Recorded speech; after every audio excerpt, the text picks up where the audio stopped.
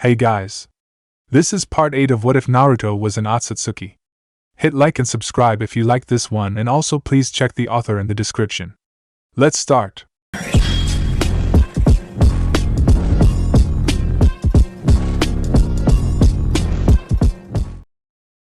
Chapter 23.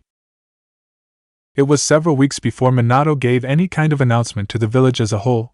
The Hokage spent most of this time cooped up in his office, overseeing the amped-up security and repairs to Konoha. During these several weeks, the Iburi clan was given refuge in the emergency bunkers underneath the Hokage monument until proper accommodation could be secured. While their presence was unknown to Konoha, they still lived in the land of fire, making them citizens, albeit uncommon ones. Unfortunately, 4 of the members, including a child, had been lost in the transition between their old cave homes and the emergency bunkers, their forms unraveling in a slight breeze. The system of tunnels that spread underground near Konoha was then collapsed with a series of planned explosions to prevent hostile forces using it against the village hidden in the leaves. When what remained of the clan of smoke users was transferred, Minato had set several people to work on different ways to allow the clansmen and women to be able to maintain a physical form indefinitely. Unofficially, the Yondaime had also asked his father for his assistance as well, offering the research task to the man as a job with payment. In the aftermath of Orochimaru's attempted defection, thorough searches were made all across Konoha and several places in the Land of Fire, many uncovering unregistered laboratories that each contained its own collection of desecrated corpses, deadly traps, and twisted experiments. Many of the experiments would be later identified as several people who had gone missing days, weeks, and months prior, adding more grief to grieving families, but also much closure. Others were too mutilated to identify. Only scraps of notes were found in the labs. The ashes of the remaining research spoke of Orochimaru's foresight. The ANBU who raided these labs were lucky enough to find those slivers of information about the Snake Sanin's dealings if they managed to prevent the hideouts from detonating. Several experiments were, unfortunately, found alive and moving within several laboratories, most of them groaning in pain or having lost themselves to insanity. The ANBU were forced to put all of beings who were once human down. There was one notable exception to this rule though. In a room containing 60 children all floating in individual tubes filled with an unidentified green liquid. Dozens had been thrashing around in the fluid, screaming out bubbles of air in absolute pain when ANBU had broken into the room. Others were disturbingly still, blood trailing from their orifices, while some had scratched into their skin, ripping off flesh to reach the bone beneath. More simply floated in their tubes. All of the poor children that were still alive in the room were put out of their misery, the only exception being a young boy, roughly 6, who was discovered to be breathing normally. The child was rescued from his confinement and sent immediately for medical attention while under heavy watch. The child had been a dead end, information-wise, when he had awoken, not remembering anything about himself prior to being kidnapped by Orochimaru. The boy was eventually found to be a young chunin by the name of Yamato, an orphan, who had gone missing 2 weeks prior to being discovered. A lucky discovery by one team was Orochimaru's apprentice, Anko Mitarashi. The 12-year-old chunin was found unconscious in a cell in one of the labs, strapped to a table, her upper body naked and her neck branded with an unknown curse seal. Once removed for the labs and taken to a hospital for treatment, the purple-haired girl had woken to the shock of finding out that her teacher was dead after being labeled as a traitor. It took 2 days to convince the girl of this fact before she was then interrogated for what she knew. While she was a Konoha shinobi, she also had a close relationship with Orochimaru, which made her the subject of much scrutiny. Anko hadn't known much about Orochimaru's more sensitive activities, though she had noticed that some of his experiments had begun to cross the moral line. Ultimately, the girl hadn't known much about the illegitimate side of her teacher's actions. When interrogators had inquired about the mark on her neck, the chunin replied that she'd never seen it in her life. It was theorized after that Orochimaru had given it to his pupil as a farewell gift and one last experiment. This theory was only made stronger when Anko had mentioned her teacher's last words to her. "A pity I didn't have more time to perfect this, farewell Anko-chan," before he knocked her out. Anko was eventually released after it was determined that she was, in no way, in league with Orochimaru. The aftermath of Orochimaru's actions hadn't only been physical in their effect, the amount of emotional damage had been brutal on those who were closest to him. Hiruzen Sarutobi wasn't seen for days following his ex-pupil's departure from the world, as well as that of Bawako. The elderly male had sat in the room he had used to share with his wife in the Sarutobi compound, staring emptily out the window. The man was a shell of his former self. and even with the support he received from those around him, it was going to be a long road to a full mental and emotional recovery for the former Hokage. Of those who did talk to him, Jiraiya and Tsunade, the two remaining Sannin, seemed to have the greatest effect on the man's depression, their words seeming to bring some wind back into the old man's sails. But their emotional aid was limited while they went through their own troubles. Jiraiya, much like his sensei, wasn't seen for a few days after Orochimaru's betrayal was made public, though the Toad Summoner appeared after the time had passed, seemingly recovering faster than his teacher. Even so, it was easy to see that the normally boisterous shinobi was subdued. The lack of energy around him was obvious for those who knew the Sannin personally. For Tsunade, her method of grieving and getting over the sadness that threatened to engulf her was drinking until she couldn't see straight, several times a day. The blonde Senju was mostly mute during this time, barely replying to anyone, and even when she did, the drunken state in which she spoke couldn't hide all of the pain in her voice. Orochimaru's former apprentice also went through her own phase of emotional stress, though unlike her teacher's teammates and sensei, instead of crushing grief building up within her, the Soul Snake Summoner felt pain, betrayal, and anger at the now dead man.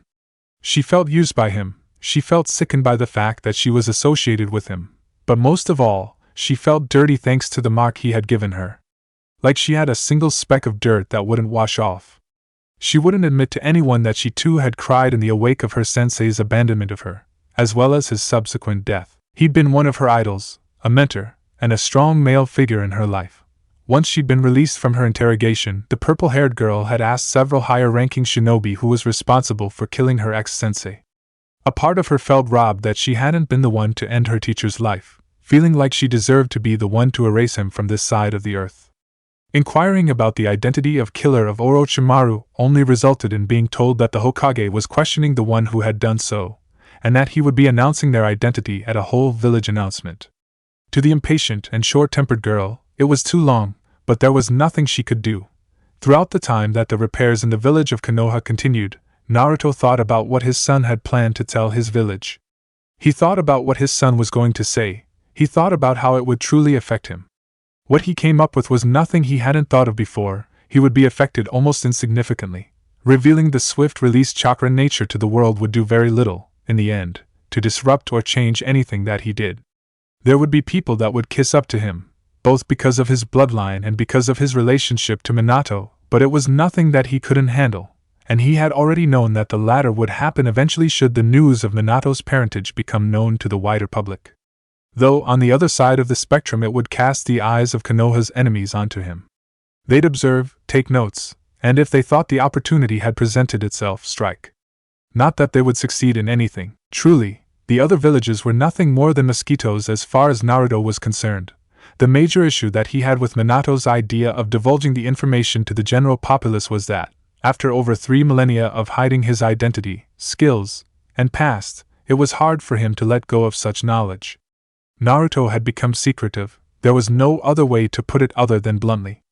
Being secretive wasn't necessarily a bad thing, but it was severely hindering Naruto's efforts to mend his relationship with his son. Despite telling his father that he had gotten over his deception, Naruto knew that Minato was anything but over it.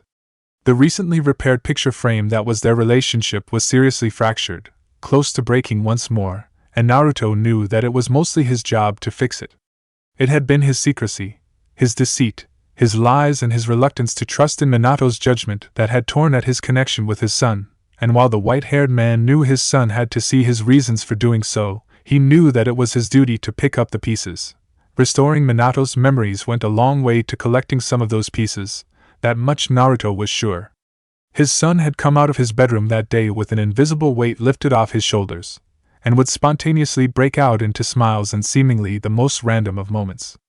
To Kushina and Naruto, it was plain to see that Minato was reveling in the knowledge that his memories had given him.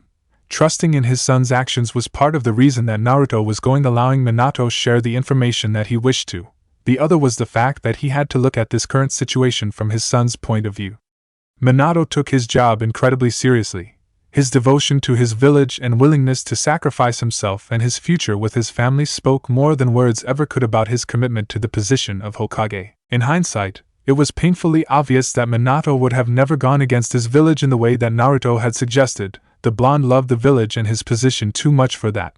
The gratefulness and loyalty that Minato held for Konoha was strong, and Naruto knew that if it came to a choice between himself, Naruto, and the village, his son would choose the village. It was painful to think about for Naruto, knowing that this deep devotion was due to Konoha's care for his son when he had turned up on their doorstep with nothing more than the clothes on his back. There was nothing that could be done to mask the heart-wrenching feeling Naruto felt in his chest whenever he thought about it. Knowing these facts, and knowing that he would be affected little, especially in the long term, there was no reason for Naruto not to accept. At the very least it would help to mend the bridge between himself and his son. And so, it was in late December that Minato called a whole village meeting to unveil news that would make everyone in the elemental nation stop and take notice. People of Konoha. Minato's strong voice echoed over the thousands of civilians and shinobi gathered outside the walls of the academy. For the first time, Naruto could see the true population of people that his son ruled over, spread out as far as he could see, littering the streets and standing on rooftops, some even on the side of buildings. As you all know, several weeks ago, this village was attacked by the Kyuubi. This attack was unprovoked. I can assure you all that this will not happen again. The Kyuubi has been sighted roaming towards the south of Fire Country and has made no move to change its course. The words of their leader seemed to allow a lingering sense of unease and weariness to dissipate. Konoha still stands, her roots still support us, and as long as we hold true to our values, to the will of fire, she will never fall. Naruto watched as his son thrust a fist in the air with the crowd beginning to cheer from the turn his speech took, the Hokage robes he was wearing fluttering with the movement. From his position behind Minato on the stage that they were both standing on and with his disguise once again in place, Naruto managed to withhold his face from twisting into a frown. He was sure that the ANBU guards on either side of the stage would notice. When the Kyuubi attacked this village, we showed it the true might of Konoha, of the will of fire, and sent it back from whence it came. Minato continued his speech, raising his voice so that it was heard over the roar of the crowd. Konoha had withstood the force of the Nine Tails, something no village before it can claim, more proof that we are the strongest of the 5 great shinobi countries, the most resilient. Even if he disagreed with the speech, Naruto couldn't help but marvel at his son's charisma, or at least, his ability to stretch the truth and make people believe it. He observed as people who had, hours before, been walking around lethargically, in the midst of sadness and despair, jumping up and down with a fire burning in their eyes, filled with passion and pride in their nation. Granted, they'd all had several weeks to slowly deal with the fact that people that they loved no longer remained in the living. The only issue that he had with this speech was that it made Kurama out to be some kind of monster. Kurama saw humans how they see ants. Does that mean all of humanity were abominations for the ants that they walked over every day? Of course not. Sure, Kurama was angry most of the time, or irritated, and probably wouldn't ever feel an ounce of regret for the people who he'd been forced to kill, but Naruto knew that when push came to shove, Kurama would come to the aid of anyone who he considered a friend, regardless of the outcome for him. Granted, there weren't many the Kyuubi would consider a friend. But it was not only us. Minato said to the gathering of people, his words somehow reaching all of the people around him and quieting them down so they could hear what he would say next. The elemental sage. Naruto immediately noticed that his name had more weight than he thought it did. He saw a few hundred people in the crowd begin to whisper when they heard his moniker to the person next to them, though these people quickly stopped speaking. The one who is hailed as one of the strongest people in the elemental nations, he assisted us, allowing our shinobi time to recover from the barrage of the Kyuubi, to get those wounded in the line of duty medical attention, and to allow us time to plan. At the pause in Minato's speech, Naruto noticed his son building up again. And when even the Yoso Sanin needed our help against our foe, we gave it to him. We gave him our will of fire. Naruto watched on as once more, the crowd exploded into cheers. Casting his eyes over the mass of citizens of Konoha, Naruto allowed himself to marvel as his son's plan to bring morale back to the civilians and shinobi within the village. It was a simple morale-boosting speech at its root. His son overplayed his village's role in Kurama's attack while underplaying his, Naruto's, own and added in elements to inspire a sense of village pride and patriotism within those listen. Naruto would call this a lie in his book because of the severity of which Minato overstated the facts in his speech, but his book wasn't the technical definition. Naruto knew that the Shinobi Academy could expect a surge of people wanting to join the shinobi profession after this was all over. And with that, we evicted the Kyuubi from our village. Minato finished his speech with another thrust of his fist, before he retracted it, the fist drawing more raving cheers from those watching.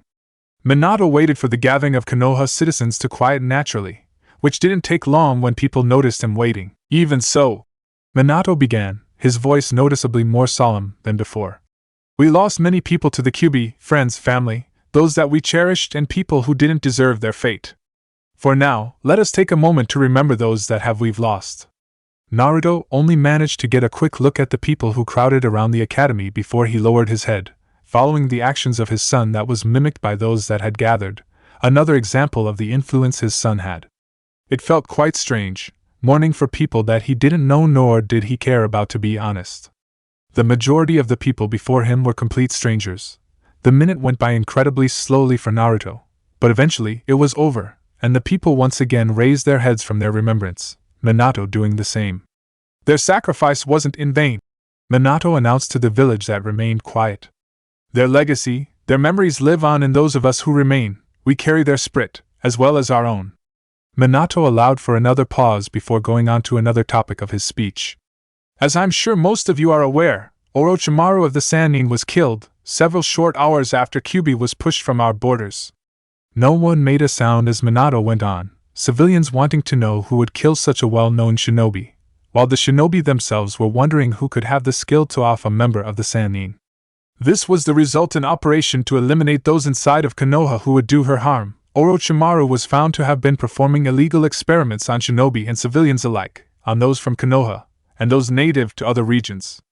This brought forth murmurs from the crowd, people whispering to each other in shock that such a famous and well-liked shinobi would do such a thing. However, Minato continued, Orochimaru discovered our operation through a spy and, during the night the Kyuubi attacked, tried to make his escape, but not before trying to perform one last act against Konoha. It was during this act that he was caught and subsequently killed. Naruto raked his eyes over several jonin that among the crowd, noticing some with narrowed eyes that told him they hadn't been bought by Minato's excuse. A leader's ability to appear strong in times of great strife helped them keep control of their people. Having the Kyuubi attack as well as being unaware of Orochimaru's illegal actions wouldn't look good against Minato.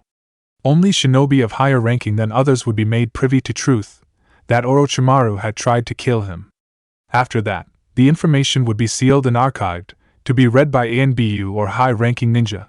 Several pieces of information regarding Orochimaru would be hidden from regular eyes as well. The Iburi clan wouldn't be made public until a solution to their malfunctioning corporal forms could be made, and the knowledge of Orochimaru's bases wouldn't be made public. Having civilians, or green shinobi, going to look for one of Orochimaru's hideouts only to actually discover one and get blown to Kingdom Come, wasn't good. Knowledge about the boy they had found, Yamato, would also remain a well-guarded secret. The shinobi corps would be informed that Anko, he believed the name of Orochimaru's former apprentice, was not involved in her teacher's activities. Though Naruto doubted that people would be so accepting of Orochimaru's ex-student, Minato seemed to have the faith in his shinobi that his father lacked.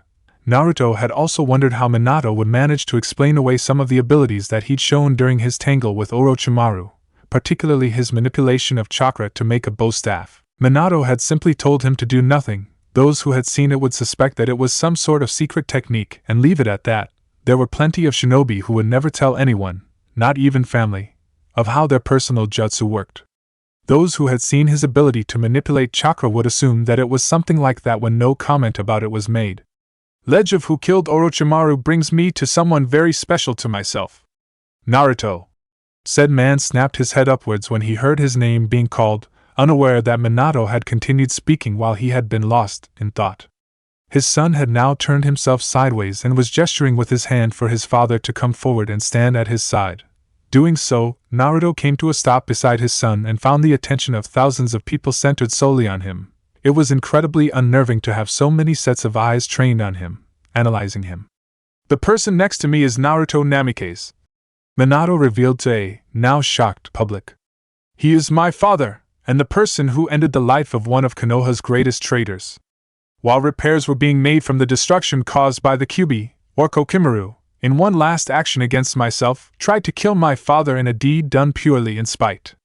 The now revealed father of the Yondaime felt incredibly exposed at this current moment, and it was taking a lot of his willpower to not walk off the stage. My father is someone who I have only come to know recently, and as such, his reappearance in my life hasn't been made public until now. Minato continued to inform the populace of still gaping people, though Naruto could spot a couple of hundreds who had managed to pick their jaws of the floor. During his entanglement with Orochimaru, my father unveiled a bloodline limit known as swift release, which allowed him to move at extreme speeds. Naruto could see those who had picked their mouths of the floor open them back up again to catch flies. It was quite comical. This was restricted to mostly the shinobi of those listening, as well as a few informed civilians. Many non-combatants didn't truly know what the emergence of an unheard-of bloodline meant, nor did they know of the possible ramifications of such knowledge or ability. He used this to drive his attacker into a retreat before he followed and swiftly dispatched Orochimaru painlessly. Naruto managed to hide a snort back at that last word. Painlessly was not how Orochimaru died, though his pain was ended far quicker than it would have been if Konoha had managed to capture him. Naruto truly didn't know why he needed to general populace of Konoha to like him. He understood that he needed to be accepted, but that was incredibly simple nowadays. Not like back when he and Hagoromo had traveled with their mother while she was still relatively sane. Back then, people were wearier of outsiders than the present due to the little amount of communication between towns and the bandit raids that would sometimes occur. Naruto moved his mind away from those thoughts shortly after that thought passed. Now was not the time to get lost down memory lane. If you see my father wandering the village, please treat him as a regular person, like he is another citizen of Konoha. In light of recent events, the Hokage said after a pause in his speech, I have decided to increase my ability to protect Konoha and her inhabitants by gaining instruction from my father in how to wield my bloodline. Minato spoke, shocking those who were watching one final time. This concludes my announcements. Please return to your daily activities. With that swift wrap-up of his speech, Minato placed a hand onto his father's shoulder and disappeared in a flash of yellow, followed swiftly by the ANBU who had been guarding the stage, leaving a still reeling Konoha populace to pull their heads together before they went about their day. It was safe to say, however, that not many were focused on their jobs for the rest of the day. Well, Naruto said to his son from his seated position on the opposite side of the Hokage's desk. The owner of said desk was resting his head on the palm of his hand, the arm propped up on the armrest and giving off the impression of being tired. That was an interesting little announcement. The slight amount of amusement in Naruto's voice wasn't missed by Minato, who gave a light scowl in response and raised his head off his hand so that he could skip properly. Speeches and public speaking in general aren't easy to san, Minato informed his father. I stayed up for hours planning that speech, what words to use, what to talk about, how the public would take what I planned to say.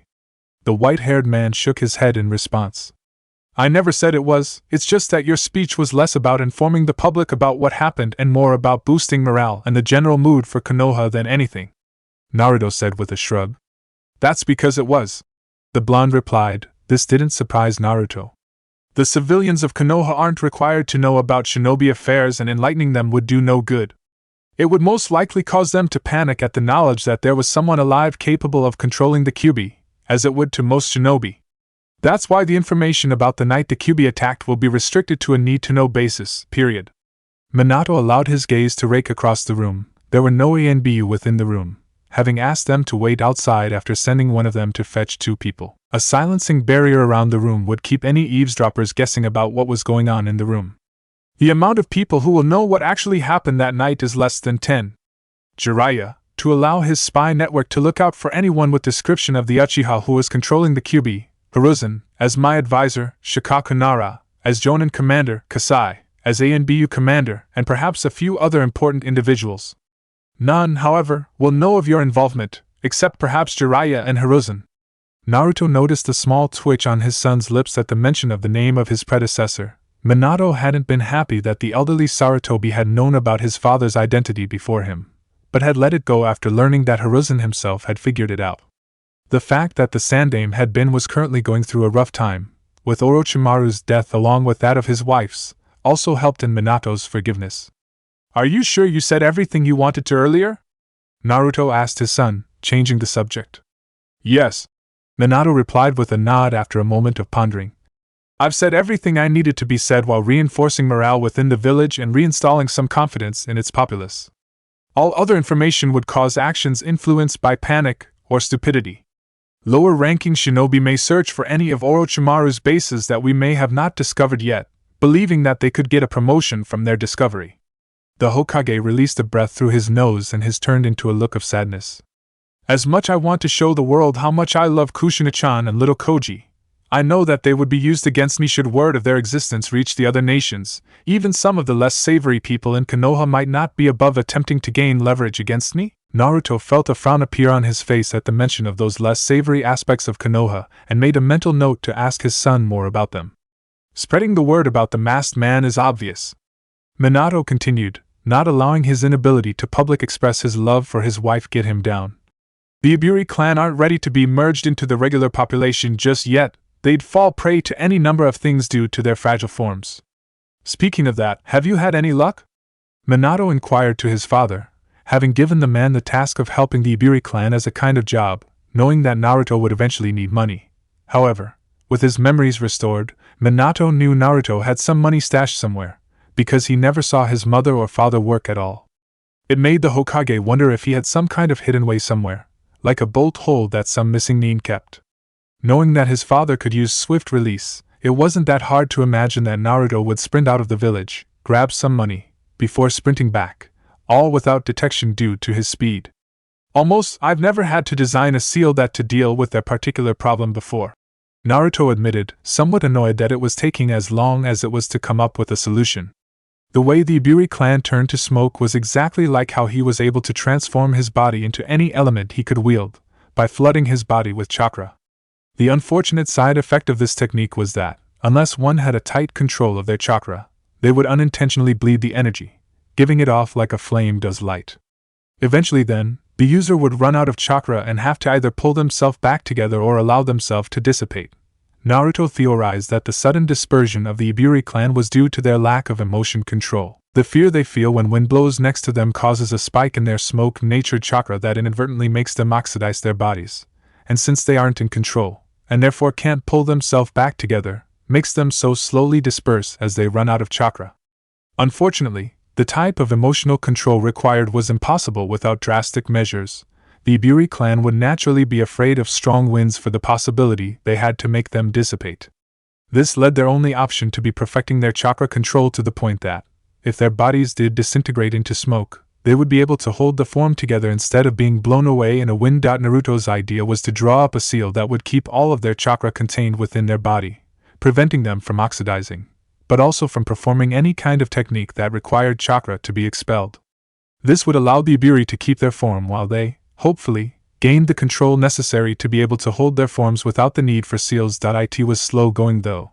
It was difficult to restrict chakra on the outside of the body, yet allow it inside.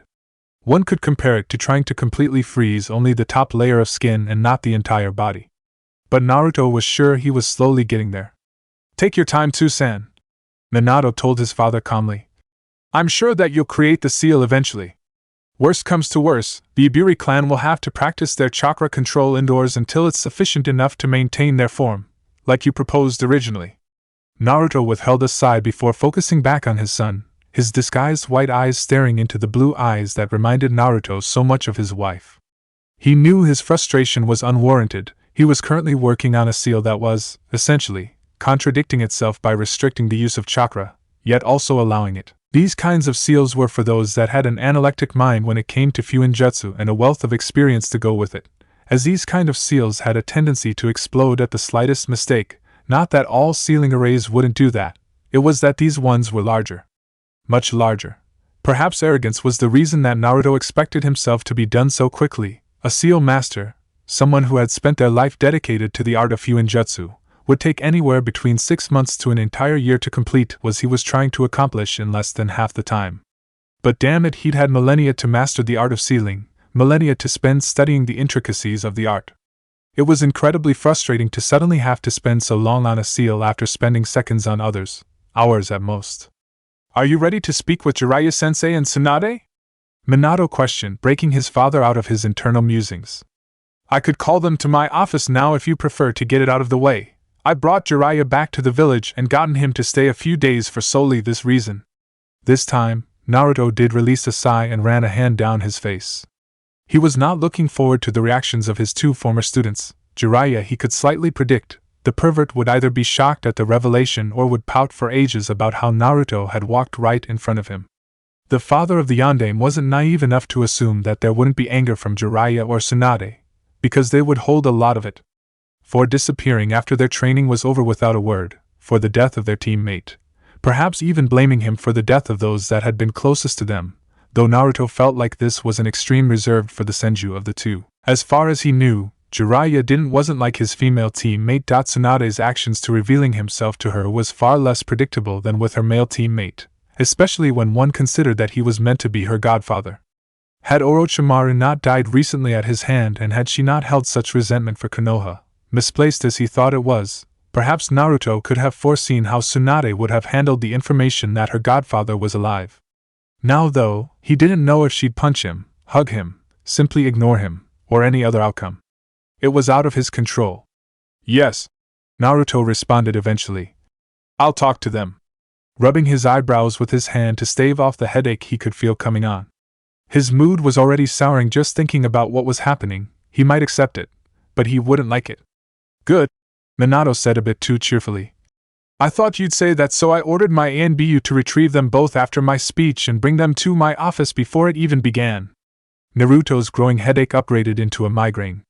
If you weren't my son, I'd whack you so hard up the head right now, Naruto said with a soft growl at Minato's actions. His spawn just smiled cheerfully before he stood up and went to open the door. The father of the duo just leaned back in his chair and tried to make himself comfortable for what was about to come. Come in, Jiraiya-sensei. Tsunade, I hope I didn't keep you waiting long, he heard Minato say when the blonde opened the door to his office. We have much to discuss. Ya damn right we do, Gaki. Naruto heard Jiraiya respond. Irritation in the Sanin's voice was easily apparent. Do you have any idea how many people you pissed off with your little axe over the past several weeks? The line stretches outside the Hokage Tower, not to mention the news from your little speech. Naruto could hear the physical movement that Jiraiya used to visibly input the quotation marks. I get that you released the news of yours and your father's bloodline as a military deterrent, but couldn't you have given people a heads up maybe? Tsunade made no sound as the trio re-entered the room, the Toad Sage seeming to speak enough for his seemingly mute teammate. Yet, even as they entered the room in silence, Naruto could pinpoint the exact moment that the two remaining Sannin members realized that he was also present, their footsteps hesitating for a moment before they continued.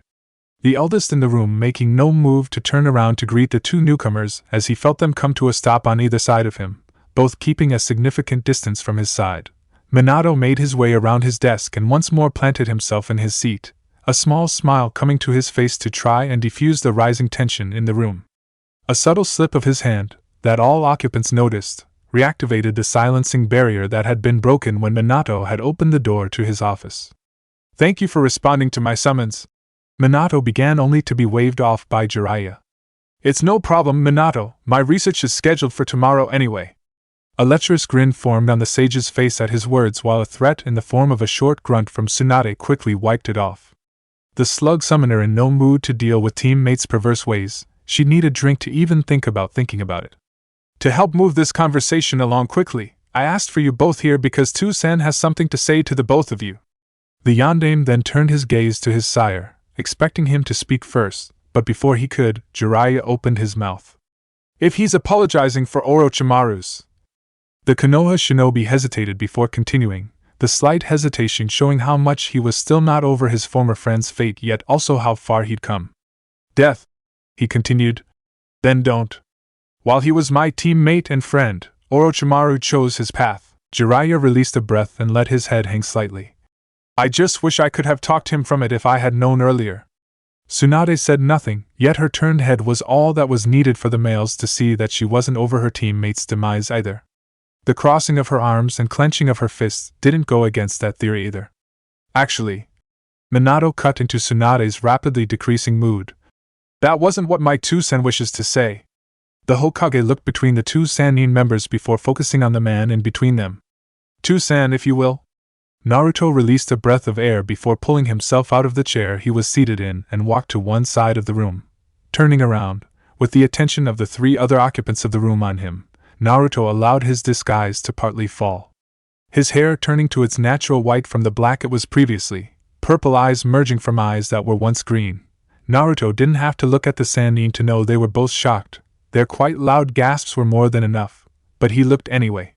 Both had similar looks, mouths opened, arms hanging limply by their sides, disbelief visible in their eyes. The only difference was how the two reacted after overcoming their shock. Jiraiya turned to his former pupil with an arm gesturing to Naruto. "Am I seeing what I think I am?" he demanded in a voice that only showed itself when the Toad Sage was his most serious. Minato only gave a nod to his teacher, who then turned back to Naruto with a frown covering his face, concluding a reaction that the elder of the two people with white hair hadn't anticipated. Tsunade's response to the news, however, was much more expected, if less predictable. Her fists closed, fingers trying to carve grooves into her palms while her eyes narrowed in anger, her shoulders set, and with a leap and war cry, she set herself on him, closed right hand blazing with chakra ready to release an enhanced punch.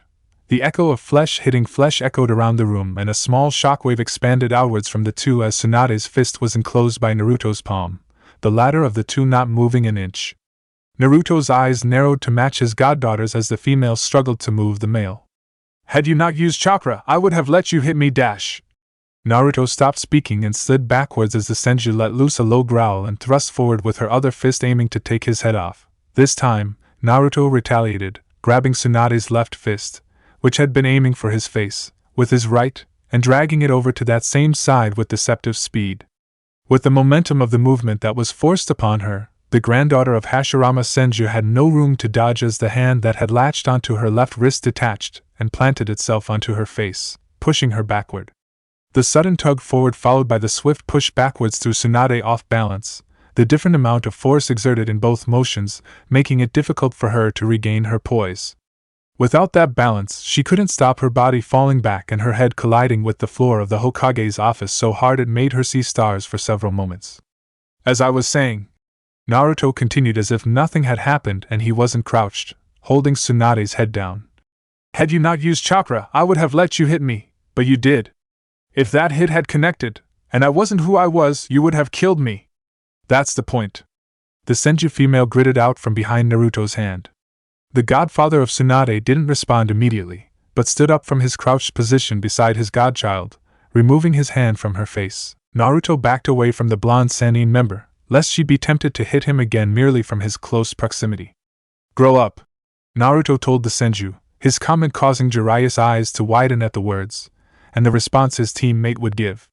Even Minato realized that Naruto might be crossing some kind of line if the look on his face was anything to go by. As a testament to her self-control, the slug princess only narrowed her eyes at the man standing across from her. "I get you're angry that I left you after your training was done. I get that I killed Orochimaru." Naruto noted the whiteness beginning to appear on Tsunade's knuckles as she clenched her fist when he spoke of her old teammate. "And you're angry about that, but the matter of the fact is you need to grow up and get over it." The elemental sage watched as his goddaughter's face slowly turned red, the anger building and building. The Senju began to physically shake from the amount of effort she was using to restrain herself.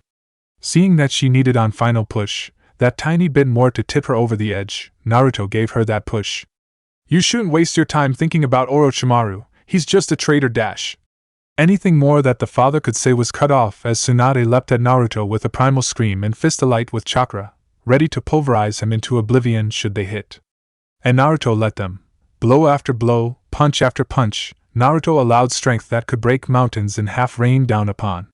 Slamming into his abdomen, his face, chest and neck, each one would have either killed him, or injured him severely no matter where they landed, but Naruto was no normal person. Tsunade didn't know how many times she threw her fists forward, she didn't know how many times she felt her punches connect. She didn't even know if she was connecting at, all that did matter was that she let it all out. Each punch carried with it something that she blamed the man she was targeting 4.1 for the death of Nawaki. Her godfather could have saved him had he just stayed for a little bit longer. He could have prevented her little brother from dying. She knew it. He was as much to blame as Konoha. Another for father, Naruto should have saved him. He should have been around to support her father's squad when they were ambushed, but he wasn't. He never was. Then for Orochimaru, her teammate could have been rehabilitated. He could have been brought back from whatever dark space had filled his mind. Naruto could have, should have, subdued him, but he'd killed him. He'd killed her stupid, sarcastic, creepy teammate, another person she cared about. This went on and on for what seemed like hours to her, just punching and blaming, until finally, with a final punch for that little girl who just wanted to know more about her godfather, about someone that she idolized, yet never got the chance. She collapsed forward, her energy spent. But before she could hit the ground, she was caught, another set of arms clasping her underarms to prevent her from colliding with the floor. Strangely enough, these arms felt like cold metal, the sensation of it against her skin almost causing her to shiver, but her mind was too preoccupied with the emotional breakdown she was experiencing to do so. A small trail of tears went down her face, leaving marks upon her white skin, and she idly wiped them off her face, just before she attempted to restore herself to standing on her own 2 feet. Propping her feet flat underneath her, Tsunade half expected resistance to keep her off her feet, but she didn't, and for that, she was glad. She needed a drink too badly to be held back. She thought she heard someone call her name as she went to exit the room, but she ignored them. Hopefully they just let her leave. Tsunade, Jiraiya called to his female teammate. She walked unsteadily towards the door, her body tired from the amount of chakra she'd wasted to futilely injure Naruto. Honestly, the sage had wondered if, perhaps, he'd see the legend bleed for the first time. Tsunade had been in a state that he'd rarely seen, a state when she was truly angry instead of the half-anger that she usually felt around him and his perverseness. It was a state that the male Sannin didn't hesitate to call a force of nature, yet it seemed that once again, he was shown just how little he knew about the abilities of the Yoso Sannin. The elderly white-haired man had turned his entire skin to some kind of metallic substance that allowed him to weather Tsunade's barrage of fists with no injury that Jiraiya could see. From being able to take those hits, the Toad Summoner could tell that, had he tried to hit Naruto in that form, he would have most likely broken his hand. While seemingly unlearning when it came to his female teammate's temper, Jiraiya had instead learned to read the signs that told him Tsunade was progressively getting angrier and angrier. It was this that allowed him to get away with the maximum amount of perverseness with minimum amount of injury without crossing the line. It was also because of this observant behavior that Jiraiya had employed to help protect his own existence from being erased from the volcano that was Tsunade's anger, that he was able to tell that Naruto had definitely crossed the line with his goddaughter. "Let her go," Minato's father told the male Sannin member as Tsunade opened and closed the door, Minato quickly resecuring the silencing barrier around the room. Jiraiya wheeled around to face Naruto, his look twisted into one of anger with a hint of sadness, no doubt caused by not being able to help his teammate with her emotional problems. "And why not?" Jiraiya questioned, restraining himself from shouting at the man, knowing that it would do no good other than raise tempers further. "Give me one good reason why I should listen to you. Especially after what you just did. Have you seen your teammate?" Naruto questioned back. Color of his skin and clothes slowly turned back to its natural shade as he drew back the metal-natured chakra from his entire body, moving it back into his chakra network. "She's repressing her own feelings. Tsunade's so afraid of being hurt again that she doesn't want to feel. It's why she drinks to excess. It's why she doesn't talk. It's something you'd have noticed if you weren't going through your own grieving phase." At the end of Naruto's response, Jiraiya closed his eyes and began to pace back and forth a few times, trying to think properly about what his former teacher was saying. Looking over the confrontation Naruto had with Tsunade with an analytic eye, removing the shock that made him gloss over much and applying his shinobi training and observation. With the suddenness that can only come from realization, Jiraiya stopped his pacing and turned to face Naruto, a disgruntled look on his face at the fact that the man was correct. "You couldn't have done it any easier?" The Sannin questioned the other white-haired man in an irritated tone. A way that, I don't know, didn't piss her off. Needless to say, sarcasm was evident in Jiraiya's voice. "Do you know any other way that would have gotten through to her?" Naruto asked with a raised eyebrow. "Keep in mind that this is Tsunade, your teammate, we're talking about when you answer the question. Do you think you could ask her to simply spill her feelings to you?" Jiraiya looked away knowing that Naruto was right. Tsunade had a cold outer shell that not many could breach. The Toad Sage knew that he could do so during the right situations. But when it came to things that she found touchy, Tsunade clamped up to the point that her family would find it difficult to reach her. Even so, Jiraiya still found Naruto's method as too much. It might be the only way, but as a close teammate, the Toad Summoner found it incredibly challenging to see Tsunade go through such pain and know there was little he could do. This emotional baggage that Tsunade is carrying is a product of her reluctance to deal with her feelings, Naruto told Jiraiya. And as such, only she will ever be able to truly solve the problem. Silence then descended onto the room. None of those within the room spoke nor made any move to leave. Seated behind his desk, Minato wondered if he'd made the right choice to make his father show his identity to his former students. The reaction between Tsunade and Naruto had certainly not been one he'd expected.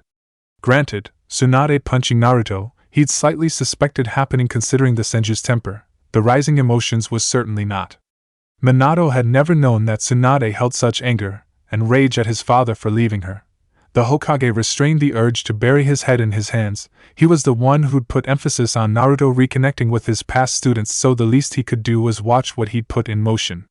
Idly, Minato wondered if his father was right when he commented about Tsunade being a security risk. He'd brushed it off back then, but seeing her storm out, to no doubt drink if he thought correctly, then the yondaime worried about the secrecy of his father's identity. "Why did you do it, sensei?" Jiraiya questioned softly. All traces of irritation were gone. What was left was a man that had lost someone he saw as his best friend. "Couldn't you have spared him? I could have talked to him, gotten through to him. The Sanin's pleads were cut off. Jiraiya, Naruto didn't need to raise his voice for Jiraiya to stop.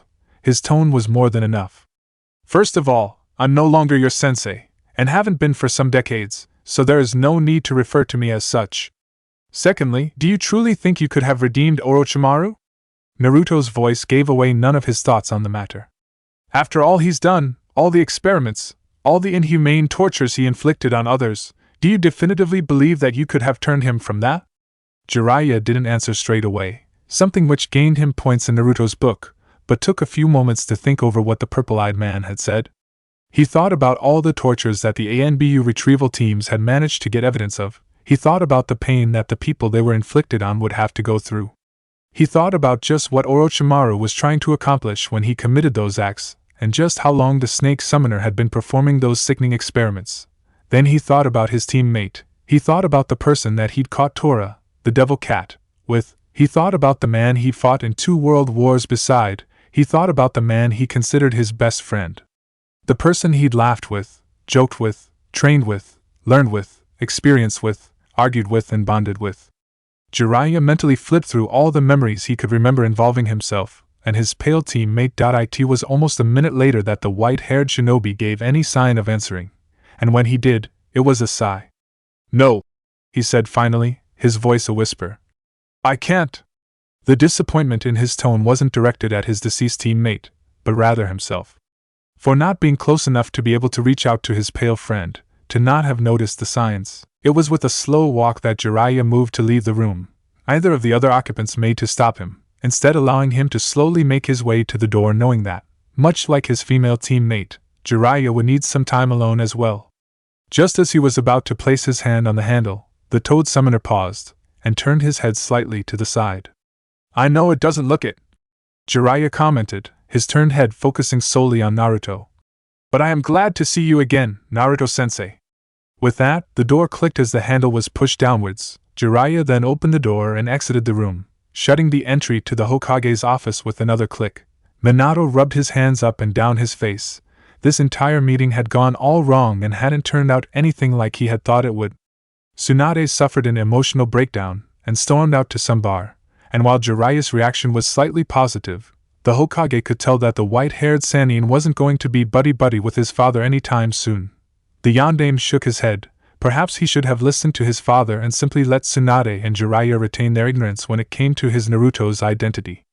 At the very least, he should have sought to gain more knowledge about how his father had left the 2 remaining Sannin, and their opinions on his father beforehand. "I'm sorry, Too-san." Minato apologized sincerely. "I had your best intentions in mind when I planned this, I promise." Naruto merely shook his head and waved off his son's request for forgiveness. "You have no fault in this," Naruto told his son with a sigh. "This is solely between me and Jiraiya and Tsunade. Any guilt that you have about what just happened is misplaced. Perhaps I shouldn't have left Jiraiya and Tsunade as I did. Perhaps I should have stayed for longer, yet that may have only made things worse." Minato gave his father a slow nod. "You're talking about how she blames you for your brother's death," Minato commented, remembering what Tsunade had said while releasing her emotions as she punched his father. The Hokage wasn't sure that the Senju was even conscious of what she'd said while she threw fist after fist at his father. Minato was quite sure she wouldn't have said all those things if she was. "Are you saying that you wouldn't have done anything had you known beforehand?" There was a slight edge to Minato's voice, one that Naruto picked up on and could only release a breath, knowing that he was stepping close to a touchy subject that he had warred with himself over. For Tsunade, yes, I would have saved Nawaki. Naruto responded. Minato asked another, dangerous question. Not in the literal sense was the question dangerous, but it was moving closer to a subject Naruto was uncomfortable with. But you wouldn't have saved him if you hadn't known him? Minato said to his father. That's what you're saying, isn't? Naruto's sigh was all the answer Minato needed, but even so, the white-haired man still replied to the question. No, I most likely wouldn't. Both father and son were silent for several moments before talk was started up again, once again by the younger of the two. If I asked you to save a cell of ninja? Minato asked, an undecipherable look on his face.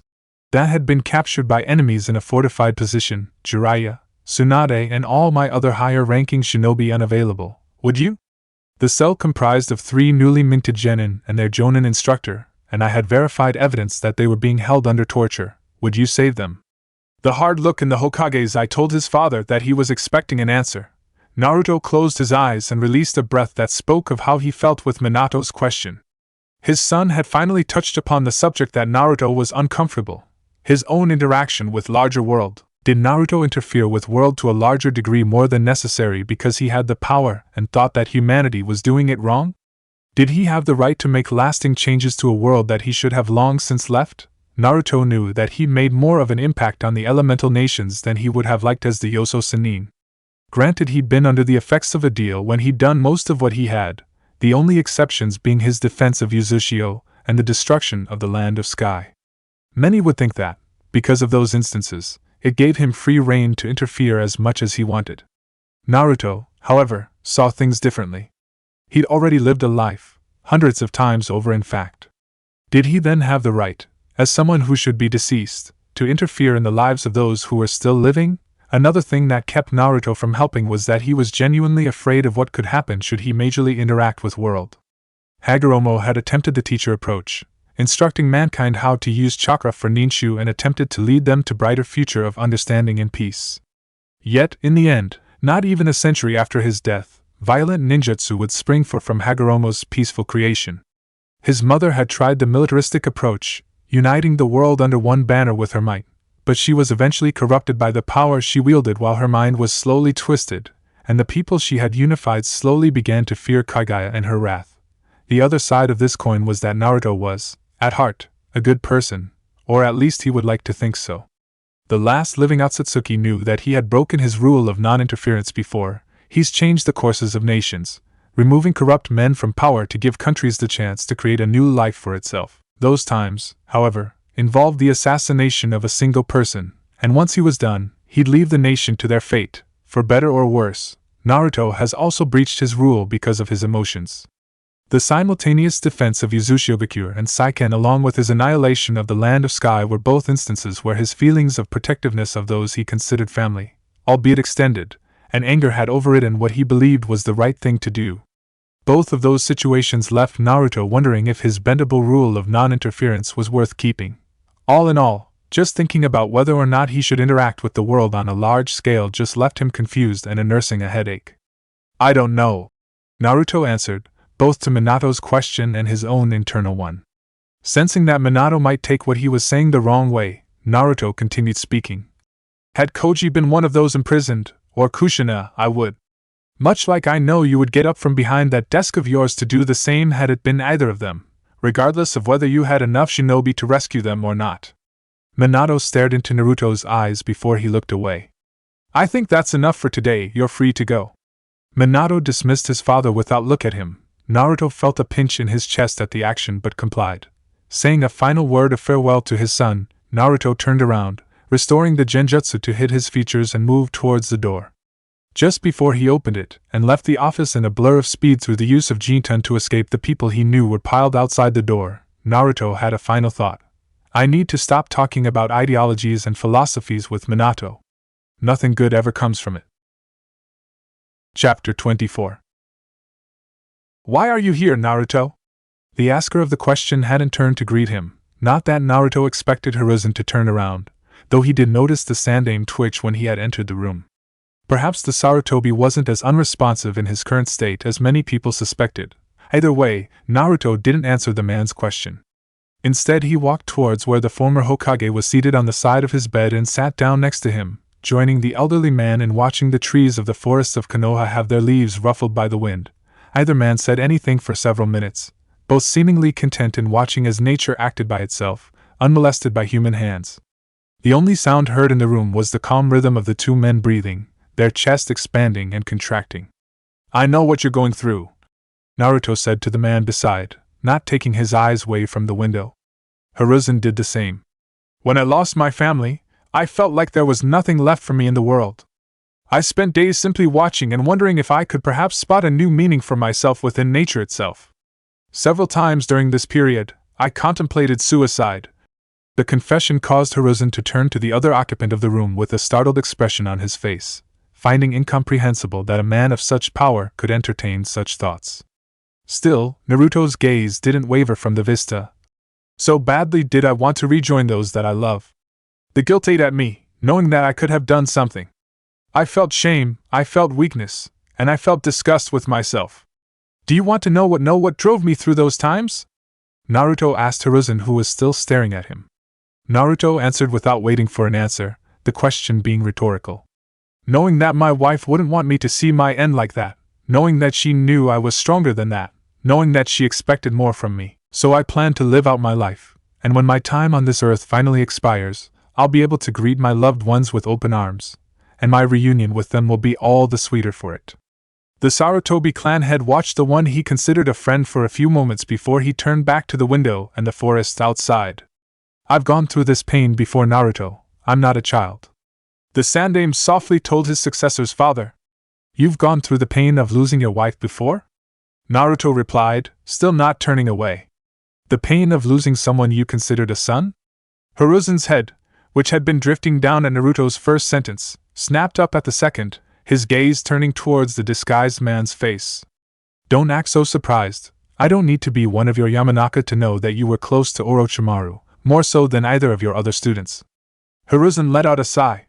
"You saw yourself in him. It wasn't a question." "That's an understatement," Hiruzen said with rueful chuckle. "He was myself at a young age. All you needed to do was change how he looked. We were both called prodigies in the academy, both trained by the Hokage, both wanted to learn all that we could. If he were any more my son, he'd have been born from Biwako."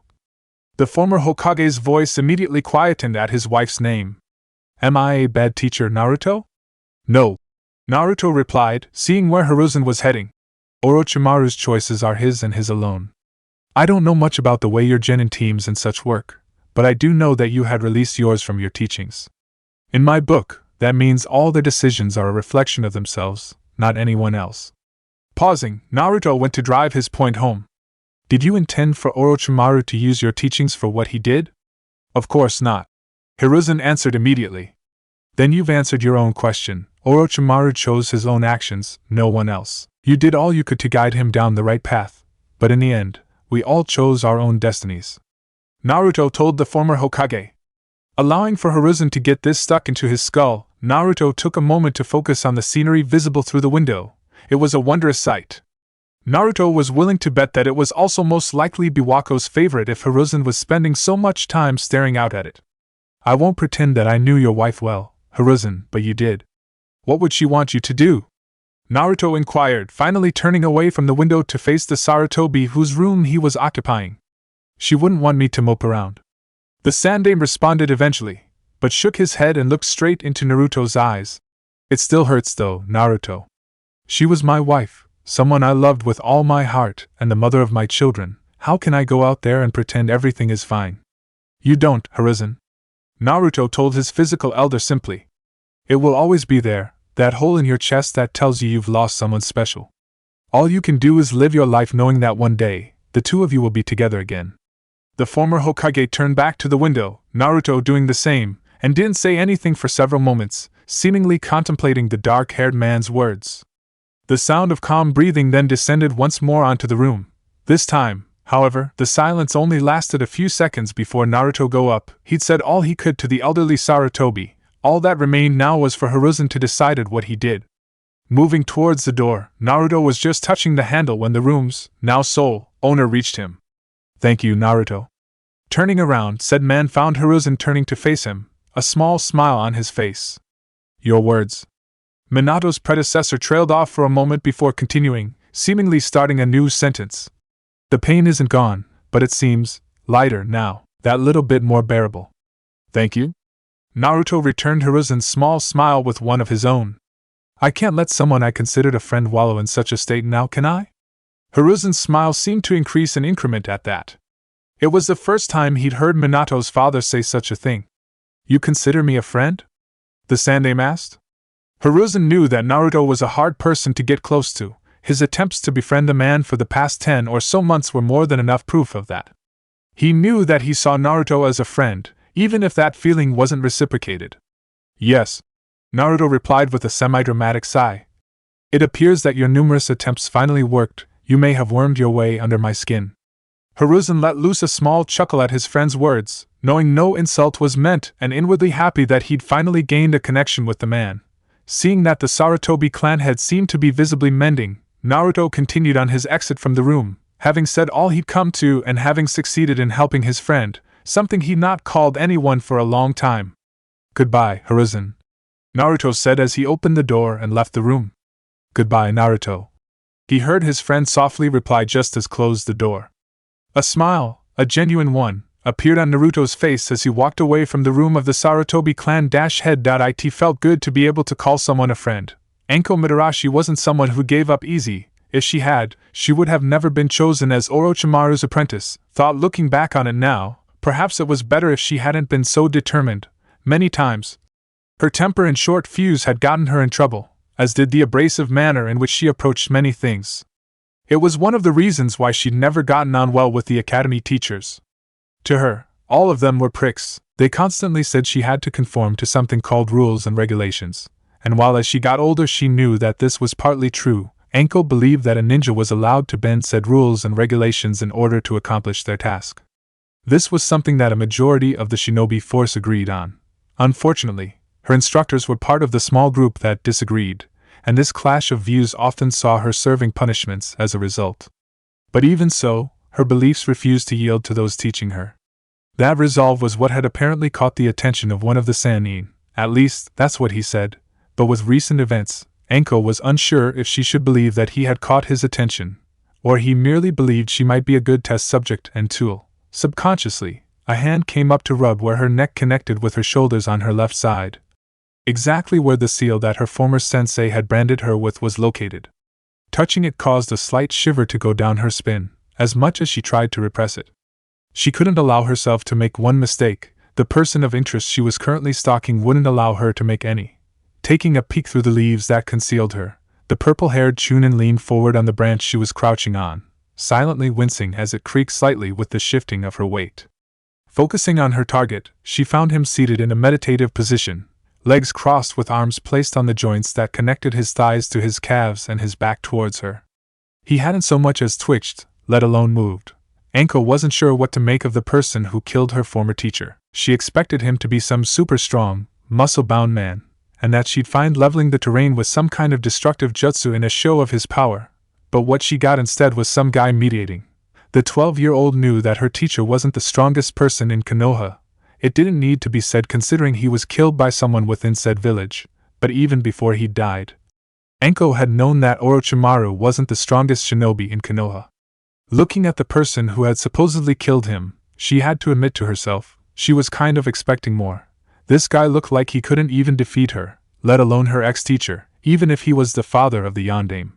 Then again, he was technically a civilian, so he probably didn't train or push himself like a shinobi would, though his clothes did have the capacity to hide any kind of muscle he had. It disappointed Anko on some level, that he'd been the one to kill Orochimaru, even if it was in retaliation to the Pale Sannin's attempt to apparently kill him.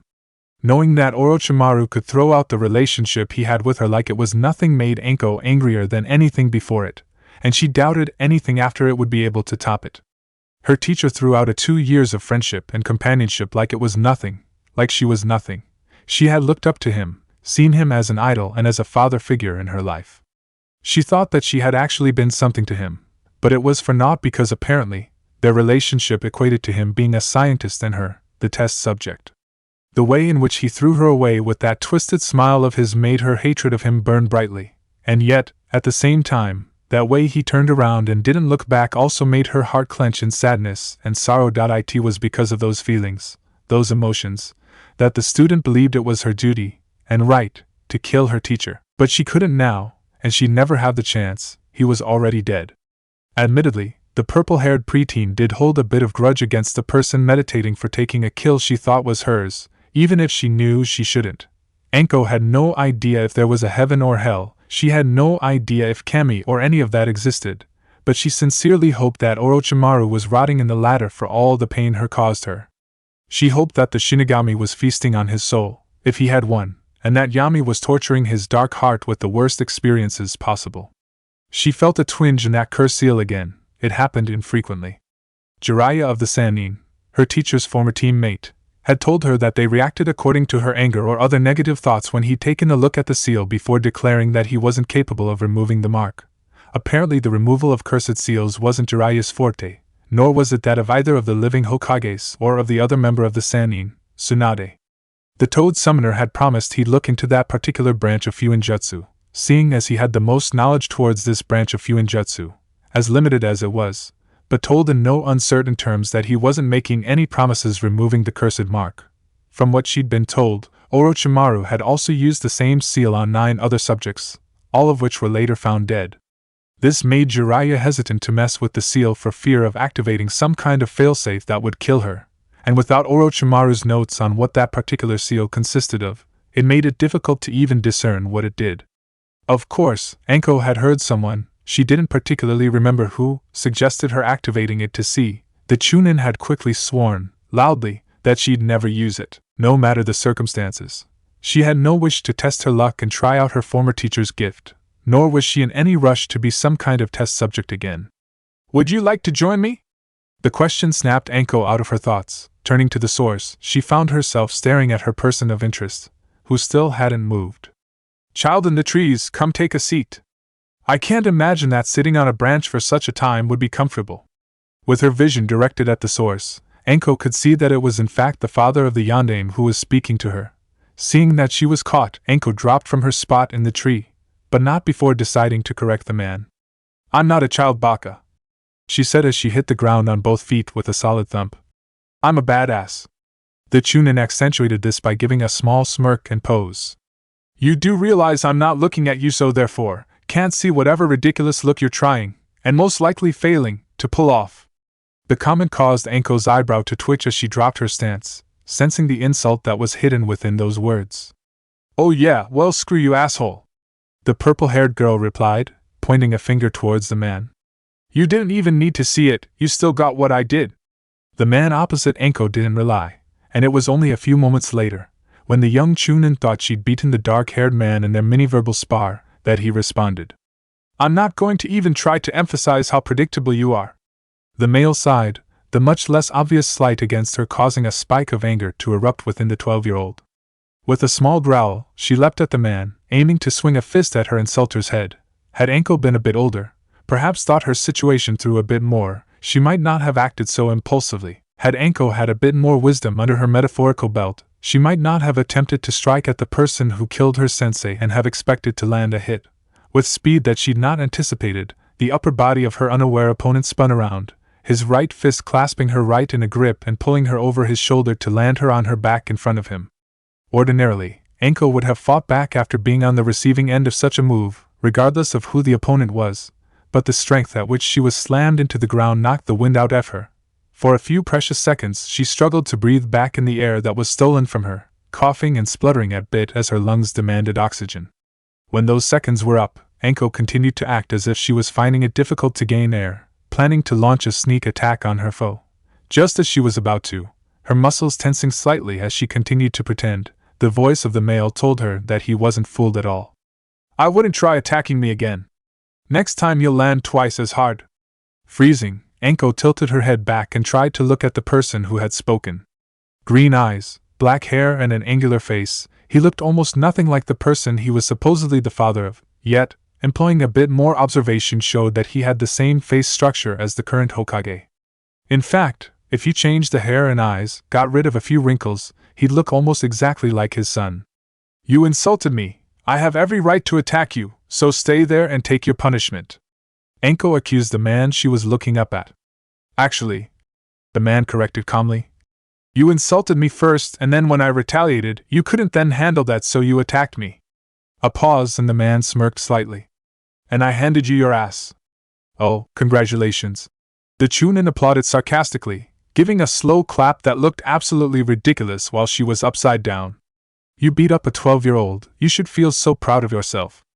I beat up a 12-year-old that could kill and maim full-grown men over 3 times her age. The dark-haired male adjusted her statement. Try not to leave out the small details next time, badass-san. Anko frowned at the obvious mockery of her entrance, and weighed up the merits of attacking the man again when he questioned her. Did you come here for a reason, badass-san, other than to attempt to assault me? My name is not badass-san. Anko grouched as she flipped over and got back to her feet, standing in front of the seated male in some vain effort to try and intimidate him. My name is Anko Mitarashi, you got that? I am a badass, it isn't my name. I didn't know that your hearing was going already, old man. The smirk that Anko wore as she spoke that last sentence couldn't be hidden or brushed off as something else. She was happy to finally get one back at Hokage's father. Very well then, Anko-san, why are you here? The green-eyed male replied, not giving any evidence of taking insult to the Chunin's words, much to her disappointment, before she gave a reply that was truly worthy of being called blunt. I'm here to see the guy that killed my sensei. Naruto only raised an eyebrow at the direct statement. So, your name's like Nair something, isn't it? I didn't really pay attention to Hokage-sama's speech much yesterday. Anko informed him. Naruto. Said man corrected her once again, but Anko merely waved him off. Details, she replied before she looked him up and down, inspecting him. You know, I really did expect more from the guy that killed one of the strongest people I knew. Naruto gave her a look that told her to elaborate, but she already was. I mean, after you flipped me, I realized that I was underestimating you, but I really expected some cool battle scars on your face or for you to look super fucked up or something. But no, you kinda look like someone I'd see on the street then forget about. You are pretty hot though. You know, for your age, so perhaps I wouldn't forget about you easily. As a testament to the things that Naruto had seen, he didn't give any external sign that he was surprised by the things coming out of the 12-year-old girl's mouth other than his eyebrows beginning to disappear into his hairline. Internally, he didn't know whether to be incredibly amused by what Anko was spewing or greatly disturbed by the content. You're a strange girl, Anko, Naruto said eventually, deciding to go for the decisively neutral statement. The purple-haired preteen gave him a proud grin and tried to puff out her near non-existent chest out in display of pride. I know, people say that I'm mature for my age. The dark-haired man decided that she either had selective hearing or she was currently performing some kind of routine that would get some sort of reaction out of him. Going off the kind of vibe he got from the girl, Naruto guessed it was the latter, though that didn't mean he wasn't ruling out the former either. Looking above him, towards the sun then back at the shadow his body was making, Naruto mentally calculated the time, coming to sometime around midday. Deciding that he'd spent enough time meditating, Naruto pushed himself up onto 2 feet, and began to walk towards the exit of the clearing he was in, keenly aware of the multiple eyes he could feel on his back and his front. Hey! The voice of the Chunin, Anko, called to him, causing him to stop where he was and half turn to look at her. Where you going? She questioned, walking towards him. Shopping, Naruto answered, wondering if she was naturally curious or naturally nosy as the purple-haired girl came to a stop beside him. Why, do you want to come? He asked, expecting her to say that she had other things to do. Unfortunately, Anko wasn't like other people.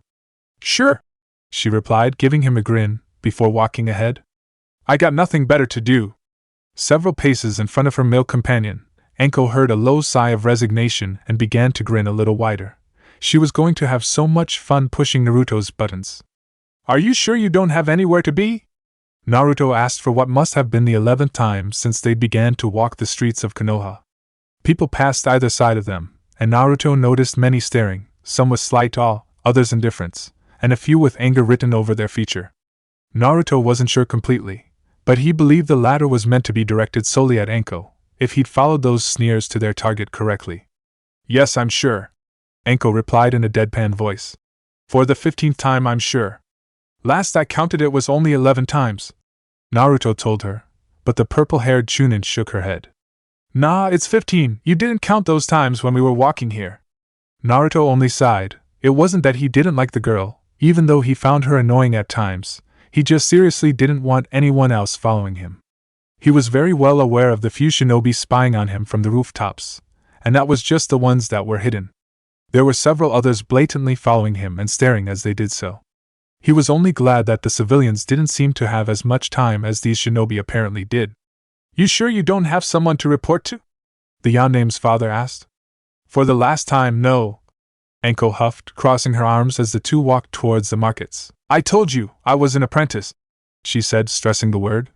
With my sensei dead, it will take time for the administration to be able to slot me into a team of roughly my skill level where abilities wouldn't clash and I could be taught something. Even then, I can just quit the team and decide to do missions as solo. Here, she turned to Naruto, had offered him an innocent smile. That way, I can spend more time with my new friend. There was a small hitch at the end of Anko's words, something Naruto was sure she didn't put in deliberately. He took note of it, but gave it no other mention. Offering a snort as an answer, Naruto focused back on walking down the street, subtly weaving in and out of between the civilians that were walking the opposite way. At least until Anko decided to strike up another conversation. So what do you do? She inquired. When Naruto offered a questioning she clarified. What do you do for a job, 'cause I know you're not a shinobi? The 12-year-old narrowed her eyes at him for a second while she continued to move through the relatively crowded streets. You don't mooch off Hokage-sama already, do you? Like those really old people do with their kids? I'm not old. Naruto lied, quite convincingly if he did say so himself. Doesn't mean I won't keep calling you it. Anko responded. So, she asked again. What do you do? Naruto offered her a sideward glance. If you must really know, I have some money saved up that I'm using. Naruto replied with a half-truth. It was just the money that he'd slowly accumulated over the centuries since bartering slowly went out of fashion. A shame, since Naruto liked the feeling he got when he managed to successfully lower the price of something drastically. Ah, Anko said sagely. Using Hokage-sama's inheritance, nice choice. She nodded at him, approving of what he was supposedly doing. Naruto only rolled his eyes at Anko's behavior. He wouldn't admit it out loud. This girl was seriously entertaining with some of her antics. Can I use some? Naruto turned his head in Anko's direction in response to question. The Chunin held up her hands and physically backed off a bit. Okay, geez, I get it. I won't ask. The purple-haired girl then leaned in close and gave a stage whisper. We'll talk later. The ear-splitting grin on Anko's face spoke of how serious she was. Naruto was just about to comment on how his companion should go do a task, or whatever the shinobi did to earn money, when someone shouldered their way past Anko. The Chunin stumbled backwards slightly from the force before straightening up and turning around to look at the man with a glare on her features. The man, a civilian from his attire, who had turned around, simply glared back, not afraid of the still quite small 12-year-old before turning around and walking away. Anko gave a low growl and looked ready to storm after the man, even taking a step forward to do so, but a hand on her shoulder giving her a tug in the other direction prevented her. Spinning around to look at the owner of the hand, the purple-haired former apprentice gritted her teeth. Why'd you stop me? She demanded, shaking off the hand and gesturing in the direction that the man walked. You saw what that bastard did. It was completely deliberate. Because you were doing what he wanted you to do, Naruto told her, keeping his voice level. You'll find, Anko, that many people antagonize, irritate and annoy others purely because of the reaction that a person gives in response. The white-haired man paused for a moment to let his words sink in before continuing. I don't know why he did what he did, though I have my suspicions, and frankly it makes him less of a man if it's true. Naruto turned his gaze from the Orochimaru's former apprentice to meet the faces of people who had stopped to stare at the two, all of them finding something to look at when he did. Just as the same goes for these people. So what? Anko asked angrily, not mollified in the slightest by Naruto's words as the man turned back to her. I'm just meant to ignore people when they say shit behind my back, when they whisper once I've passed, when they disrespect me? Well, sorry, but that's not how I roll. You might be able to take this kind of shit if it's done to you, but I can't. Then don't do it. Naruto interrupted before Anko could add more on to her tirade. I'm not telling you to do that, only offering my opinion. If these people discriminate against you for being Orochimaru's former apprentice. Anko gave subtle flinch at that, confirming Naruto's suspicions. Then they aren't worthy of your attention. Minato's father let loose a low sigh as he realized something else. I'm guessing that many of your friends didn't take too kindly to the fact that you were the apprentice to a traitor, did they? Another, more visible, flinch from the Chunin was Naruto's answer. The girl was looking downward, and the older man could tell she was holding back some tears. A drastic difference in comparison with the usually confident, bordering arrogant, barb-tongued girl. He would have asked Enko in private, but he had the feeling that the preteen before him wouldn't benefit from any coddling or babying. Besides, he highly doubted that if anyone did overhear them, that they'd care about what they were talking about. Turning back in the direction they were originally headed in and walking forward, Naruto called out over his shoulder. Come on!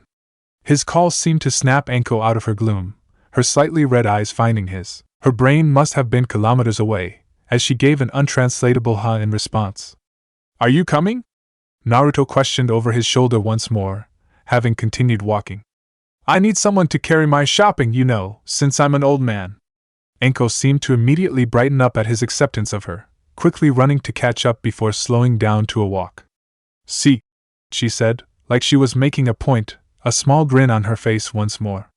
There was nearly no trace of the fact that she'd been almost ready to cry only seconds earlier. Even you admit that you're old. Naruto rolled his eyes in their sockets. Evidently, Enko couldn't detect sarcasm. It was either that, or she just deliberately liked to piss him off. Even just with his limited experience with Enko, Naruto was confident that he could say that it was the latter. Come in, the voice on the other side of the door called, and so Naruto did. Swinging open one of two double doors and walking into his son's office, the father was greeted to the sight of his blonde-haired child seated behind his desk and checking over some paperwork, occasionally writing something down. As he walked into the office, Minato's gaze changed from staring down at his paperwork to staring into his own. "To-san," Minato said, startled somewhat by his father's sudden appearance in his office. He wouldn't have expected to meet his green-eyed parents so soon, their most recent argument having been yesterday. They two would usually avoid each other for a full day or two after such arguments, to allow tempers to cool. "Is there something I can help you with? I'm beginning your training now. Finish up whatever you need to or pass it off to a clone because you won't be back here until tomorrow," Naruto informed his son abruptly. While Minato didn't show it, he was surprised by the disguised man's words. His eyes immediately trailed out the window before they returned to land on his father. "Wouldn't it be better to train tomorrow anyway?" he questioned. "Seeing as we'd have the whole day instead of what was left of today." "No, we're training today. It will allow you to sleep of your fatigue and be well rested tomorrow instead of barely being able to stay awake for the rest of the day," the dark-haired man replied. Truthfully, Naruto would have liked to have trained from about 2 o'clock instead of nearing 4 as it was now, but Enko had taken up most of his time during that period, and he hadn't had the heart to tell the girl he had things to do. It was painfully obvious that she'd lost most, if not all, of her friends and that she was looking for people to fill that void, if how she'd clung to him for such a time was any indication. Naruto hoped she did find some people who accepted her for who she was. "Very well," Minato said, sorting a few pieces of paper into piles and placing others into drawers before getting up from his seated position. "If you want to, I don't see why not. Do you have a training ground picked out?" the Hokage inquired as he walked around his desk to stand in front of his father. "Yes," Naruto simply, offering no further comment. Minato took this as a sign that his parent wanted to move quickly and acted accordingly. "ANBU," he called, 5 figures appearing in front of him at the sound of the call, all kneeling. "You're all off duty until tomorrow morning, then it's back to the usual routine. Tell those who come for the next shift the same. Dismissed." A quick and almost minute nod from those kneeling was the only indication that they had received their orders before they disappeared in a swirl of leaves and smoke. "Ready?" Naruto questioned his son, to which Minato nodded. "Good," he said before turning around, moving towards the doors to the office, the yondaime following behind diligently yet slightly confused. "It's best that we move without doors and other obstacles blocking us," Naruto supplied, sensing his son's imminent question. "They don't hold up well to being pushed out of the way at speeds faster than the mind can process." Both men exited the office, Minato locking the door as he did so, activating several defensive seals around the office as he did so. Naruto placed his hand on his son's shoulder. "Brace yourself," he warned.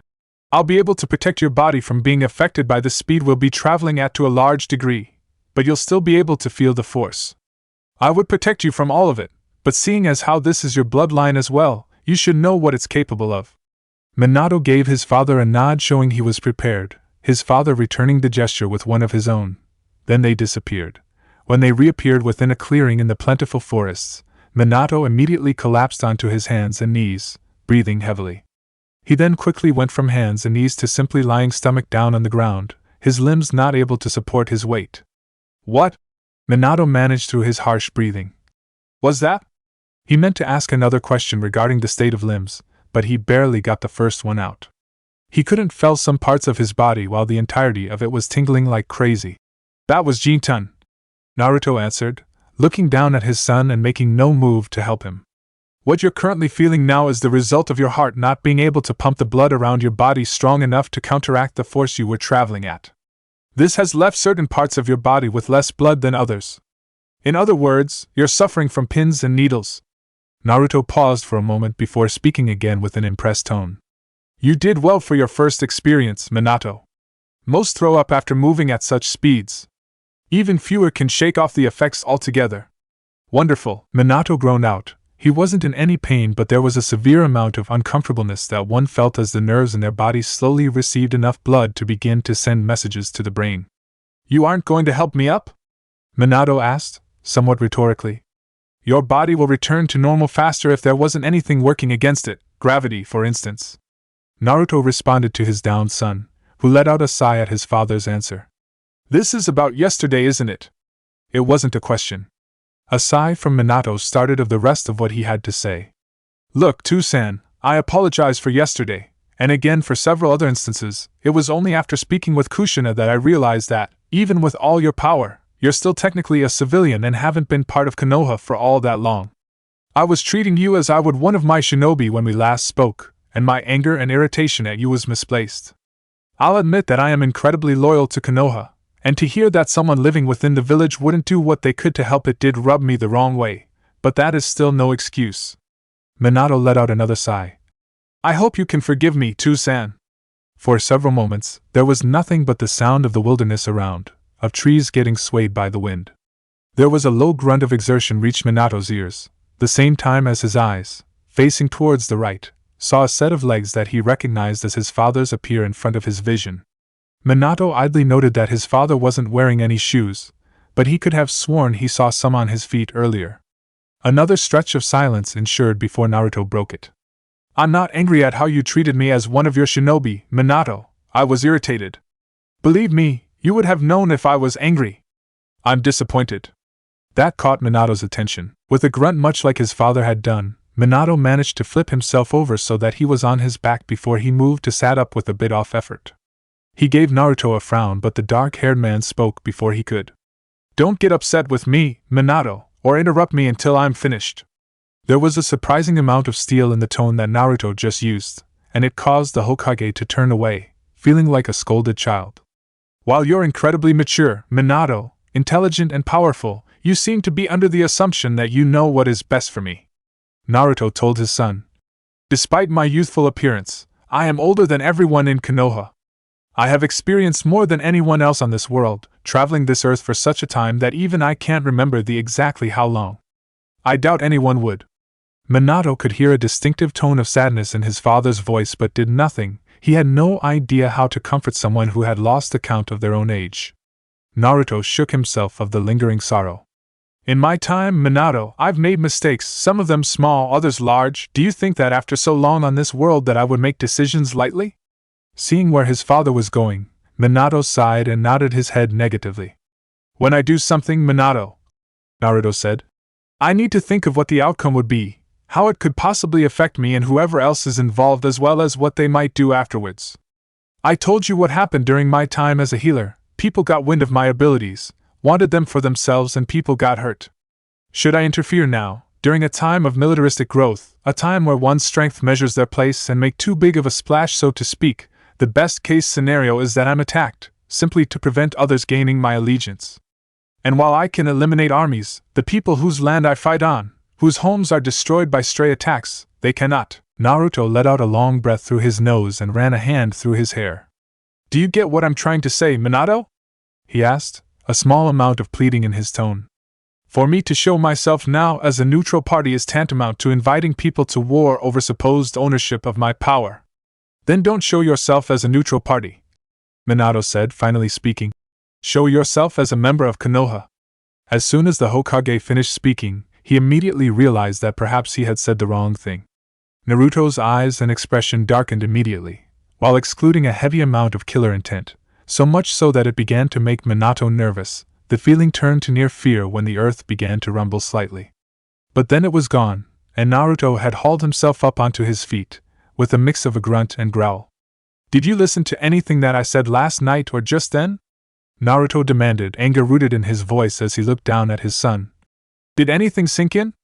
Because right now, I'm having trouble believing any of it did. I told you, Minato, my time has passed.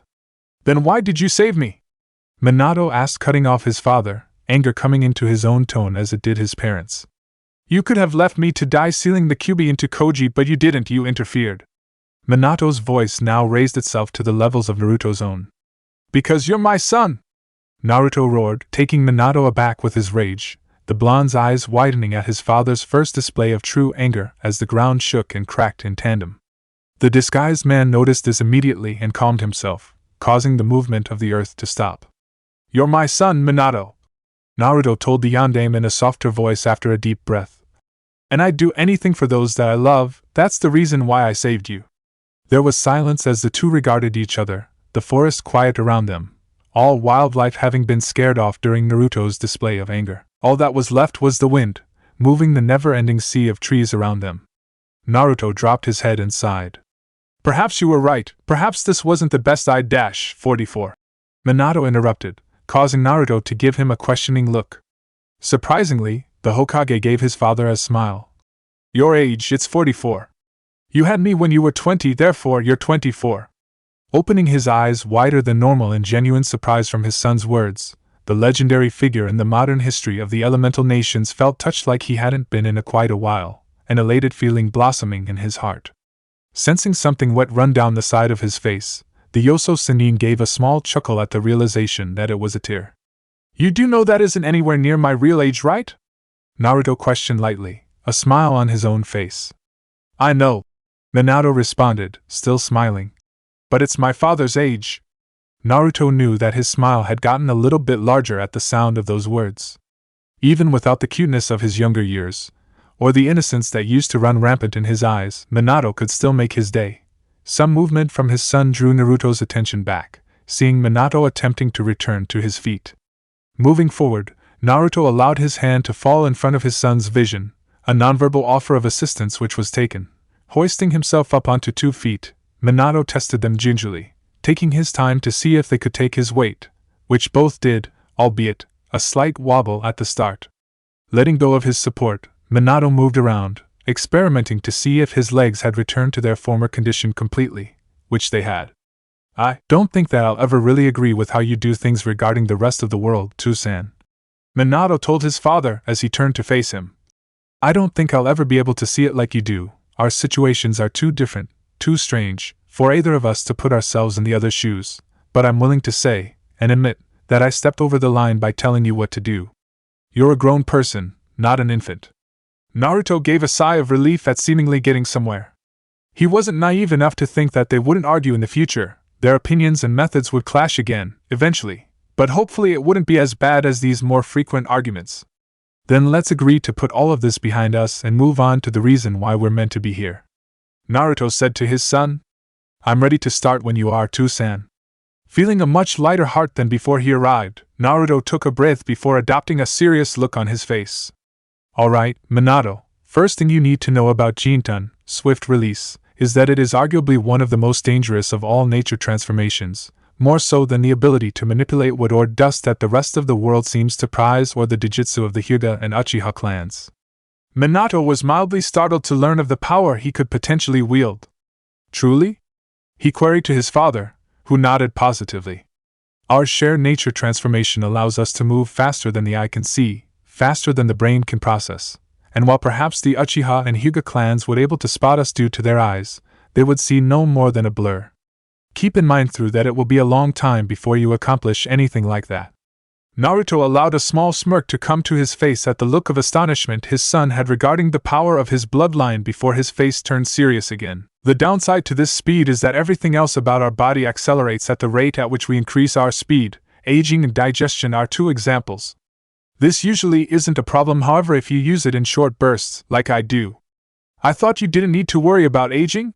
The yondaime asked, slightly confused, while Naruto responded in a flat tone and raised eyebrow. Because I like it when I speed my digestive system up so fast that I almost shit my pants from how quickly my body processes my food, Naruto replied. Needless to say, the sarcasm was evident, even without the emphasis on it.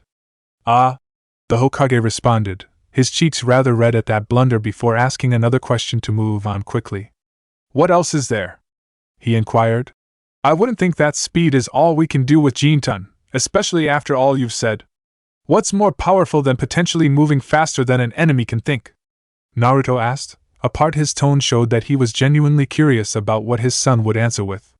Well, I'm guessing jutsu with a large impact area or can spread damage would still be a problem, as would using Jinchūriki for too long of a period of time, obviously. A master of stealth would also be able to surprise us if we're not careful, and arrogance is the weakness of all shinobi, Minato supplied. A Doton user would also be able to tear up the ground beneath us. All good points, Minato, Naruto said, acknowledging his son's words. And each is something to watch out for. However, there's one thing that you must be aware of. Naruto stressed his words, trying to emphasize the importance as much as possible, but he was meant to be teaching his son. All of the answers couldn't come from him. Take a guess as to what it is. Think along the lines of acceleration and mass. Acceleration and mass? Minato asked questioningly, before it hit him. Force equals mass times acceleration. The yondaime muttered as he used his intelligence to put the pieces together. The faster we move, the more force behind our hits, the harder we impact others. This would work well for physical hits or using a weapon. We would be unstoppable as long as we had enough strength to prevent what we were striking with from breaking. A small frown then appeared on Minato's features as he examined the negatives of being able to travel at such speeds. But when moving towards someone to push them out of the way of something, we might kill them because of how hard we launch them. Minato paused for a second to question his father. Does this apply to stopping as well, too-san? Naruto gave a nod, a small smile on his face at his son's display of intelligence. While he might have not assisted in helping his child gain such an analytic mind, something that did sadden him somewhat, he was satisfied in how well his son had turned out. Yes, Minato, Naruto told his son before continuing. But this problem of force can be overcome by shrouding whatever you come into contact with in Jinchūriki chakra, much like I did with you when we first came here. The blonde gave a nod to show he understood, and then looked towards his father's feet. I'm guessing the reason why your footwear is gone is because you didn't shroud them? Minato asked in a half-statement, half-question kind of way. Yes, Naruto replied, lifting up a bare foot. This is what happens when you don't shroud what you're also wearing. It wears away, unable to stand the force. If you're wearing metal, it is possible for it to survive, however. Naruto looked up from his foot to see some mirth in Minato's eyes. Immediately, a deadpan expression came to the disguised man's face, knowing what his son was thinking about. Yes, I did discover this through experience. Now can we please move on? A small amount of irritation was in Naruto's voice as he remembered exactly how he discovered that clothes couldn't withstand extreme forces for very long. It wasn't fun. That irritation spiked a bit as Minato began to openly chuckle at the confirmed fact. Sighing in defeat and deciding to let Minato get it out of his system, Naruto just waited out his son's laughter. Thankfully, it didn't last long, the chuckles slowly drying up, but even so, it seemed that Minato couldn't help but make one joke at his father's expense. That isn't how you met Ka-san, is it? Minato asked, causing the chuckles to start up again. The blonde-haired leader of Konoha was almost holding his sides with laughter, the image of his father running through the forest faster than the eye could see, only to stop in front of his mother and realize that he was naked. The Hokage found it hilarious. Unfortunately for him, he didn't see his father's irritation spike again, so busy was he wrapped up in the mental image he was conjuring for himself. Therefore, he was unable to predict that the ground beneath him would suddenly shift, knocking him off balance.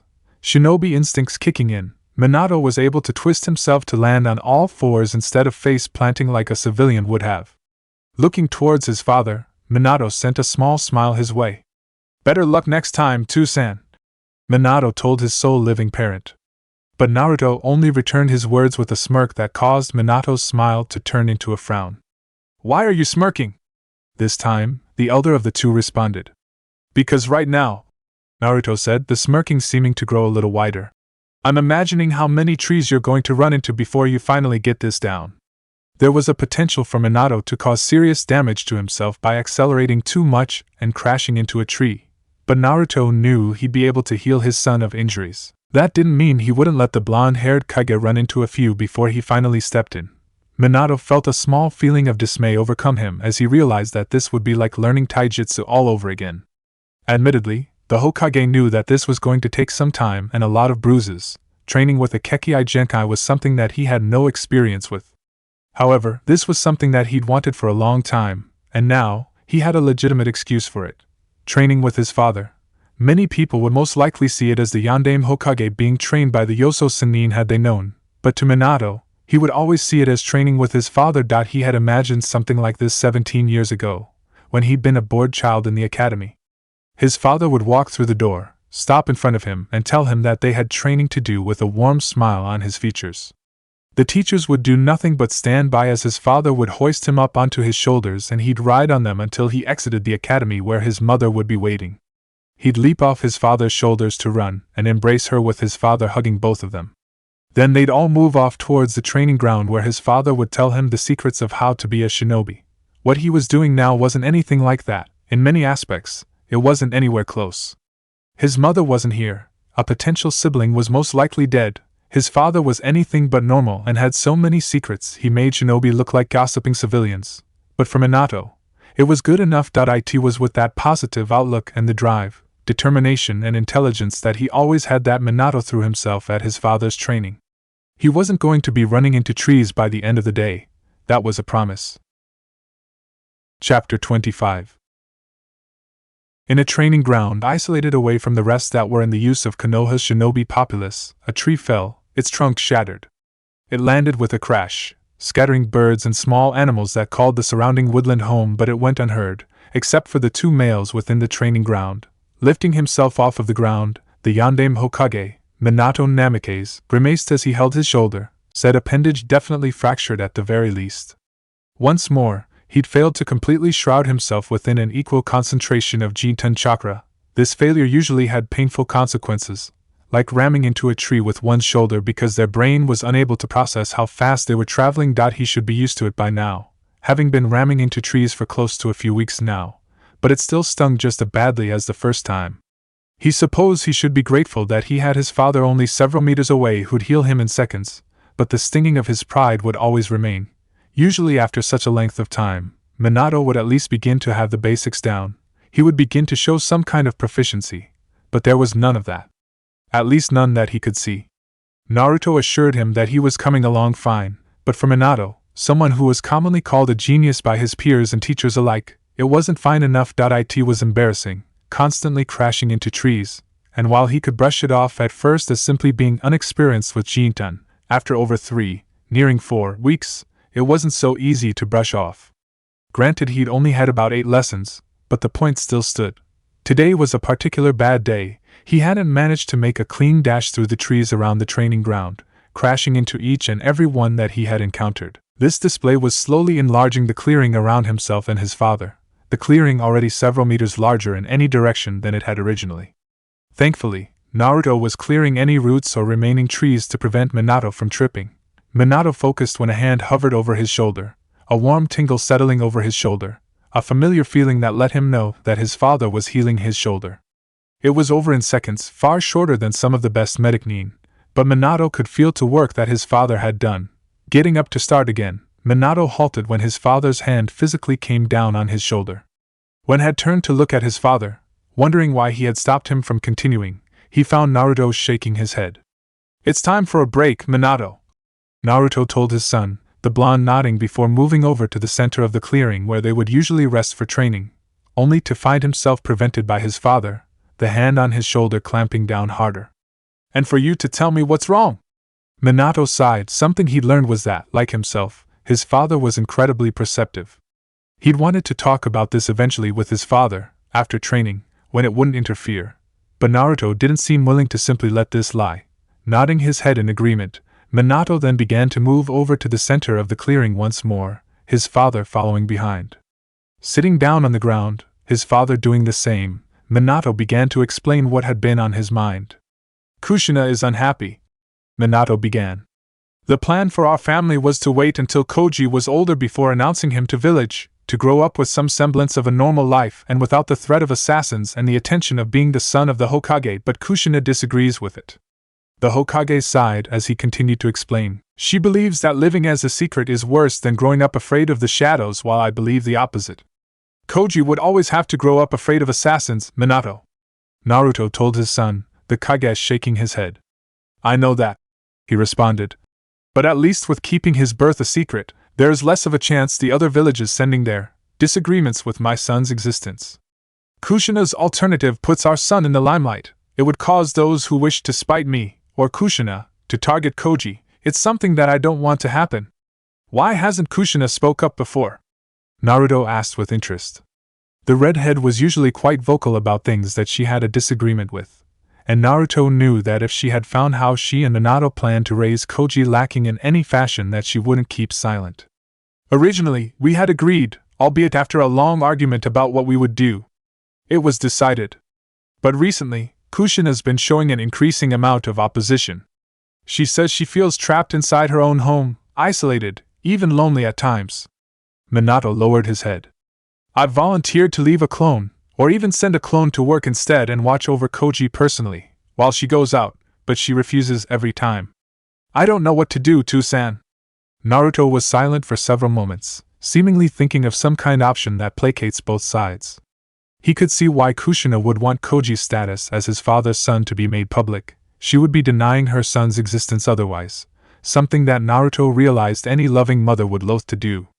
Her reluctance to leave without Koji could either be Kushina still being unwilling to part from her son for too long or over too great a distance, or it could simply be her trying to be stubborn and force Minato to fold to her demands. Kushina's reasons for doing what she was were solid.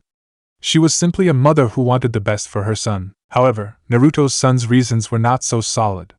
When he opened his mouth, what came out wasn't an answer like Minato had hoped for. Why do you really not want Koji's existence to be made public, Minato? His father questioned. Minato said nothing, not surprised that Naruto had managed to see further into the problem. Naruto opened his mouth again. You're smart, Minato, smart enough to realize that if you did reveal Koji's existence, that your personal ANBU guard could be doubled without suspicion any longer if you wished. Smart enough to realize that a village actually willing to send an assassin to kill your son, so close after a recent war, possibly setting off another one, is minimal, especially as the information about my involvement in recent affairs spreads. You're also smart enough to realize that I'd let nothing happen to my grandchild. So tell me, Naruto continued, what is the real reason? Minato, once more, remained silent. But after several seconds broke, with his head sinking down further as he spoke. I'm afraid, he admitted, his voice giving off shame and disappointment in himself. I'm afraid that no matter what I do, it won't be enough. I'm afraid that the masked man who attacked us would simply walk straight through whatever defenses I put up and strike where I'm most vulnerable. And Kushina believes otherwise, yes? Minato nodded. She believes that whatever I do would be enough to protect Koji, but I don't share her sentiments. She never saw how he phased through conventional techniques. She has faith in the ANBU, that they'd be able to hold off any attack until either myself, her or you reached the scene. Minato shook his head. I know different, the ANBU wouldn't stand a chance. His strange abilities would destroy any tactic that they could employ. The masked man, the false Madara, wouldn't be as willing to draw out a fight so close to the blonde Kage and the Sannin, knowing that they had strategies to combat his ability to phase through attacks. The full Madara would be more willing to simply snatch or kill Koji before retreating if he went after the child in retaliation. Looking up, Minato stared at his father. What do I do, Too-san? The yondaime pleaded. I want Kushina to be happy. I want Koji to grow up happy but also safe. Naruto let out a breath through his nose before answering. It will be impossible to keep Koji from harm, Minato. Naruto told his son. If he's anything like yourself or Kushina, he'll be a shinobi and that will send him into danger, whether you like it or not. So you're saying that there's nothing that I can do? Minato replied with a sigh. Nothing foolproof, no, Naruto said. But personally, I feel that you are overthinking the situation more than you realize. Minato looked at his father, asking him to explain what he was saying. You're under the impression that your ANBU would be useless against the masked man, that he would attack, but what if he didn't? Gesturing for his father to continue, Minato listened as Naruto spoke. Someone who could control the Kyuubi isn't above petty revenge, I'll admit that, but they would also have an agenda, an important one if the Kyuubi is involved. You believe that they would deviate from it in order to kill a child instead of attempting to get their plan back together, or continue it. While I can't be certain, I don't believe they would attempt to come back to Konoha for a while, unless their goals rested here, but we both know that the likeliness of that is low. That doesn't actually give me an answer to what I should do, Minato pointed out.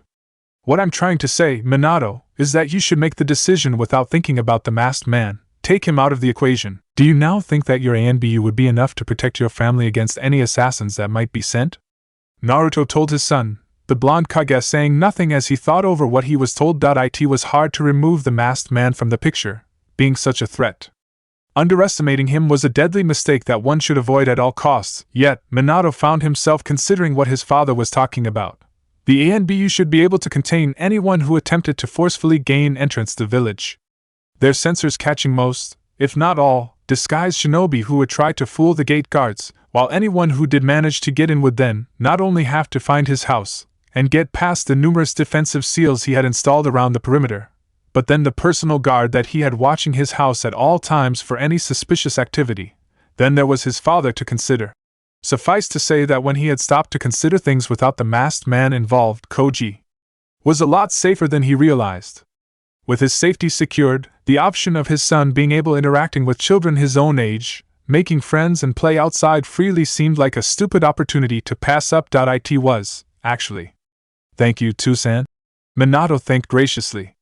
For showing me that the solution was easier to find than I had realized. You're welcome, Minato.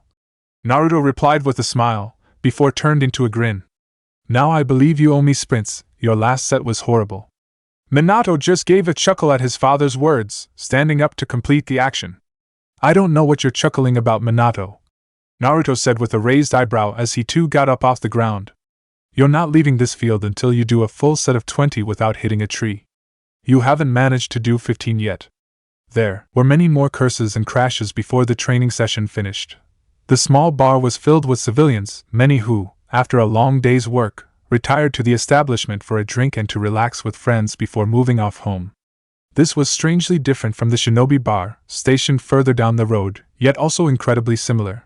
Both were filled with patrons, several of which were drunk or nearing so. Both had groups of people sections away at tables, friends and comrades, yet where the civilian bar was loud, music being played over the top of conversations.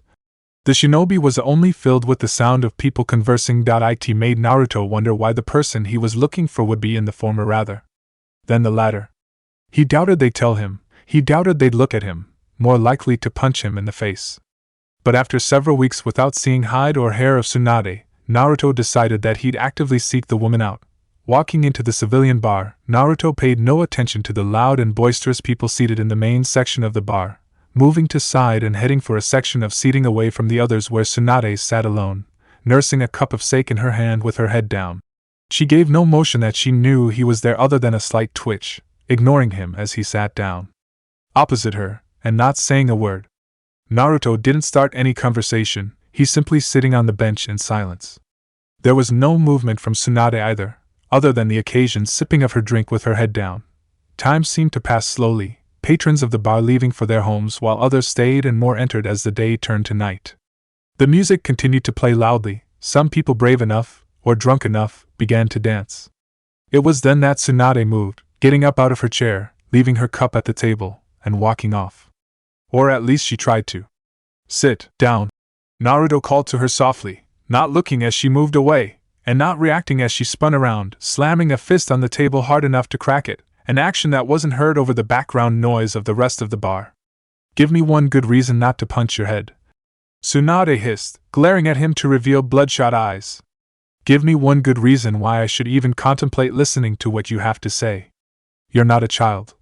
Naruto told her without sympathy, her eyes narrowing at his words. So stop acting like one. Sit down so that we can talk, or you will wake up strapped to a chair with no other option other than to talk. What's the difference? She replied with a scoff. Either way I dash. In one you get to keep your dignity. Naruto interjected. Now sit down. Tsunade continued to glare. I won't ask a third time, Tsunade. There was a moment's pause before slowly, and reluctantly, she slid down opposite the disguised dark-haired man. Well, she demanded after a few seconds, what are you waiting for? You wanted to talk, so talk. That depends. Naruto replied evenly. Are you going to act like a child? I'm sitting down, aren't I? Tsunade retorted. That means nothing, and you know it, Tsunade. So does your title of godfather, she said scathingly, eyes alight with anger. Naruto waited before speaking. Yes, Naruto admitted, shocking Tsunade slightly and giving her an influx of dark glee at the admission. My title of godfather does mean nothing. It is impossible for me to reject that claim, and I won't try to defend it. Then why did you come here? The Senju demanded. To simply admit you're a horrible godfather? Because if so, you can go and admit that to Nawaki's grave. She hissed again. That, Naruto answered back, is why I'm here. Your decision to push on to others the deaths of those closest to you, blaming them for their deaths. I'm not blaming anyone who wasn't responsible, who could have prevented what happened, Tsunade told him heatedly. Naruto looked at her for several moments before he shook his head. His face, which was once hard, became tinged with a look of pity. Yes, you are, he said to her, his eyes suddenly becoming filled understanding. I didn't realize until now, but I see it clearly. See what? Tsunade asked him with a frown plastered across her features. You blame yourself. There was a widening of her eyes that said it all. It made her following denial even less believable. I do not, I dash.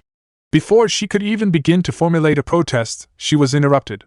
Yes, you do, Naruto accused. You blame yourself for not having the abilities to save those that you love. Your skill as a medic failed you when you need it most, and so you call out others, attempting to make them liable to lessen the guilt you feel. Tsunade turned to look down at the table while Naruto continued. I didn't realize it earlier, but now, looking closer, your eyes show the guilt dash. Are you done? Tsunade interrupted, her voice sounding heavily restrained and tired. Naruto didn't reply.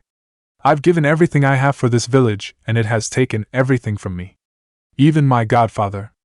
Naruto blinked in surprise but said nothing as Tsunade let loose a humorless chuckle, a feeling of guilt beginning to weigh down on his chest. Yes, at one point I cared about you, I idolized you, and it hurt that much harder when you left without a look back or a goodbye. My uncle eventually told me why you left. She continued, spitting out the last few words. That you were only here because of a deal, that you hated being in Konoha. I did hate Konoha, Tsunade, Naruto replied when she took a breath. Still do, to a certain extent. For many years it represented a gathering place of things that I hated and would rather forget about. In his mind's eye, Naruto saw the corruption of his brother's teachings and the gathering of the Biju to be sealed into hosts. But recently I've come to see it as an opportunity for change, an opportunity to take back what was lost. The thought of Minato and regaining his relationship with his son came to mind. Naruto then paused for a moment as a thought occurred to him. He required the ability to look at Konoha in a different light to shed some of his hatred. Perhaps Tsunade needed the same? It was then that the thought then turned into an idea. That feeling in his own chest seemed to tingle as the idea bounced around in his head, and Naruto knew that he had to do something. It was completely against what Minato had been trying to do with Tsunade, but it might just be what the blonde Senju actually needed if she was to rid herself of the guilt that she carried on her back. Talk to Kushina, Naruto told her, changing the directions of the conversation, the words causing Tsunade to lift her head. There was a wet streak running down one side of her face. Asked to visit Uzushiogakure with her. Why should I? Tsunade asked without care, the tiredness in her voice almost visible as she came down from her emotional high. What would the point be of visiting Uzushio, other than to simply get out of this death trap? It's time for you to learn more about the other side of your heritage, Naruto replied as he now stood up to leave. It's time for you to realize that you have more than you are willing to admit. It was obvious now that nothing he could say would relieve Tsunade of the guilt she carried. He wasn't close enough. Anything else that he said wouldn't make a difference now. He could only hope that learning more about the other side of family may help her find what she needed. Tsunade needed to learn that losing loved ones wasn't the end of the world, that new ones could be formed without replacing the old, and that those departed never truly leave. The Uzumaki clan could help her in that regard. No words were then exchanged as Naruto walked out of the bar. It was as he was leaving that Naruto knew there was one person he had to talk to. And he would have to do it soon. It would take a week after his talk with his father for Minato to break the news to the village that the Yondaime Hokage had a son, that he had a wife. It was truly a momentous occasion for the village, something that helped to put behind them the attack of Kurama. Kushina seemed radiant as she stood on stage behind her husband, cradling Koji as he announced it to the village. Finally, there was no hiding her true position with Minato, as the one who would always stand beside him. It also helped that she basked in the jealous gazes of those hussies that tried to compete with her for Minato's affections. Minato looked like a small weight had been taken off his shoulders. His smile seemed far more genuine than before, not merely for show. He too had been saddened that his true feelings for Kushina had to be repressed and seemed freer now that he could express them. Koji, now only a couple of months old, had looked around at the massive gathering of people with wide eyes. He made no sounds as his father addressed Konoha, but gave off a happy babbling when his mother stepped forward, him in her grasp, and his father laid a hand on his head, rubbing it.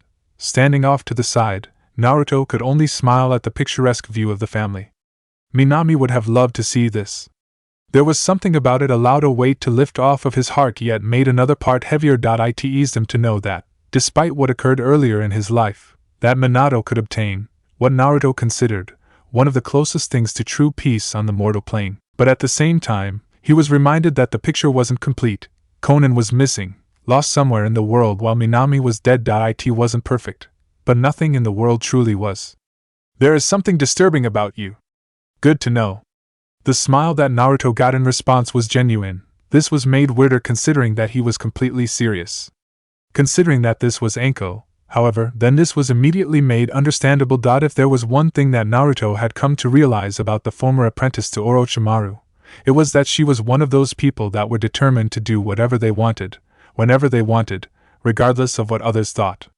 It was only when Anko revealed to him that she was looking into torturing people that he actually came to this conclusion. He considered it a failure on his part that he didn't identify her as that sort of person earlier. Anko had almost become something of a friend, as strange as she was, and this was in no small part to the amount of time that she had spent around him. She'd regularly seek him out almost every day, barring the days when she had missions to complete. This near-consistent contact was due to the fact that Anko had a near non-existent amount of friends. It was something that the girl had eventually admitted, when she realized that he had come to the conclusion already, and was a sore point for her. When she had been Orochimaru's apprentice, back when he wasn't considered a traitor, she'd had a small circle of friends along with a large group of people that were in awe of her. She was the apprentice of a Sannin after all. Genin would whisper as she walked past, about how she was the apprentice of the Orochimaru of the Sannin, one of the strongest ninja in the village. Chunin would attempt to size her up, but a glare would usually send them packing. However, it was the reaction that she got out of the Jonin that she was the most proud of. All of them would give her this appraising look before nodding, like confirming that yes, she was the apprentice of Orochimaru. Now though, those looks of awe had turned to looks of disgust and glares. The small group of friends had turned into a group that didn't want to be associated with her. Genin now stayed away from her out of fear, a few brave ones approaching her as some kind of dare.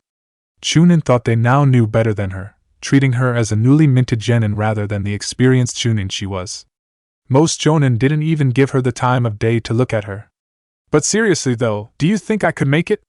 The smile had left her face as she looked at him, waiting for an answer, telling him that she was expecting a serious one. No, Naruto replied honestly, as he closed his eyes as he continued to attempt to meditate, the purple-haired girl lying about next to him. She frowned at his response but not out of anger. Something that Naruto had come to realize about Anko was that, like herself, she preferred her news as blunt as possible. I'll reiterate what I said before, there's something disturbing about a child wanting to join a torture and interrogation force. They were both within the training ground in which they had first met, the early morning sun hanging over them. What do you think I'm lacking? She asked, ignoring his last words. I mean, I know I'm scary, but I know that's not all I need to be. You're a child. Naruto interrupted her. Anko paused for a moment before making a face. That's all I'm lacking? She questioned. No, Naruto responded. Obviously there's more, but you're a child, And naturally, people don't find that scary. Naruto paused for a moment, opening his eyes as a frown of confusion came over his face. Why am I even trying to help you? Because you understand that this is my life's calling and you want to help me on my journey? Enko responded with an over-exaggerated hopeful expression. No. Naruto deadpanned as Enko gained a dejected look. Can't you talk to Hokage-sama? She asked bluntly. And why should I talk to my son, interrupting whatever he's doing, simply to ask if Enko Mitarashi can go torture people? Naruto questioned with a raised eyebrow. Because I said please. Enko replied with what she was sure was a blinding smile. You never said please. The male responded with another deadpan tone. Well please? She asked again. No. Naruto answered. You're no fun. Enko grumbled under her breath. As she pouted, Naruto closed his eyes in preparation to begin meditating again, but almost as if she had a sensor that told her he was going to do so, Enko asked another question. Are you gonna join the shinobi force? The question made Naruto freeze, though nearly unnoticeable considering that he was already sitting still, before he turned to gaze at Enko, wondering if she was serious or not. She was, apparently, staring at him and waiting for an answer. No. Naruto replied shortly. Why are you asking? Enko gave a seemingly carefree shrug, but an observant eye could notice the slight tensing of her shoulders. Naruto had an observant eye. It seems that it'd be something you'd do, you know? She informed him. You got super speed, so I thought you might want to put it to good use. And you assume that using my ability for Konoha is a good use? Naruto couldn't help but question what Enko said, instead of calling her out on the half-truth that she had just given him. Instead of being offended, the purple-haired 12-year-old shrugged. Well, I know that Konoha isn't perfect. We do things that we wouldn't admit, but I thought you might be bored simply sitting here and doing nothing all day.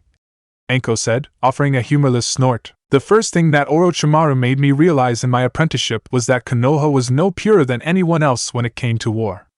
There was a fake laugh given by the former apprentice as a gloomy air seemed to form around her. It's funny, she told him. He tried to enforce how Konoha had a dark side and how I should be weary of it, but it was his dark side that I should have paid closer attention to. Enko raised a hand to rub her shoulder while Naruto sighed. What's the real reason that you want me to join the Shinobi Corps, Enko? Naruto asked her.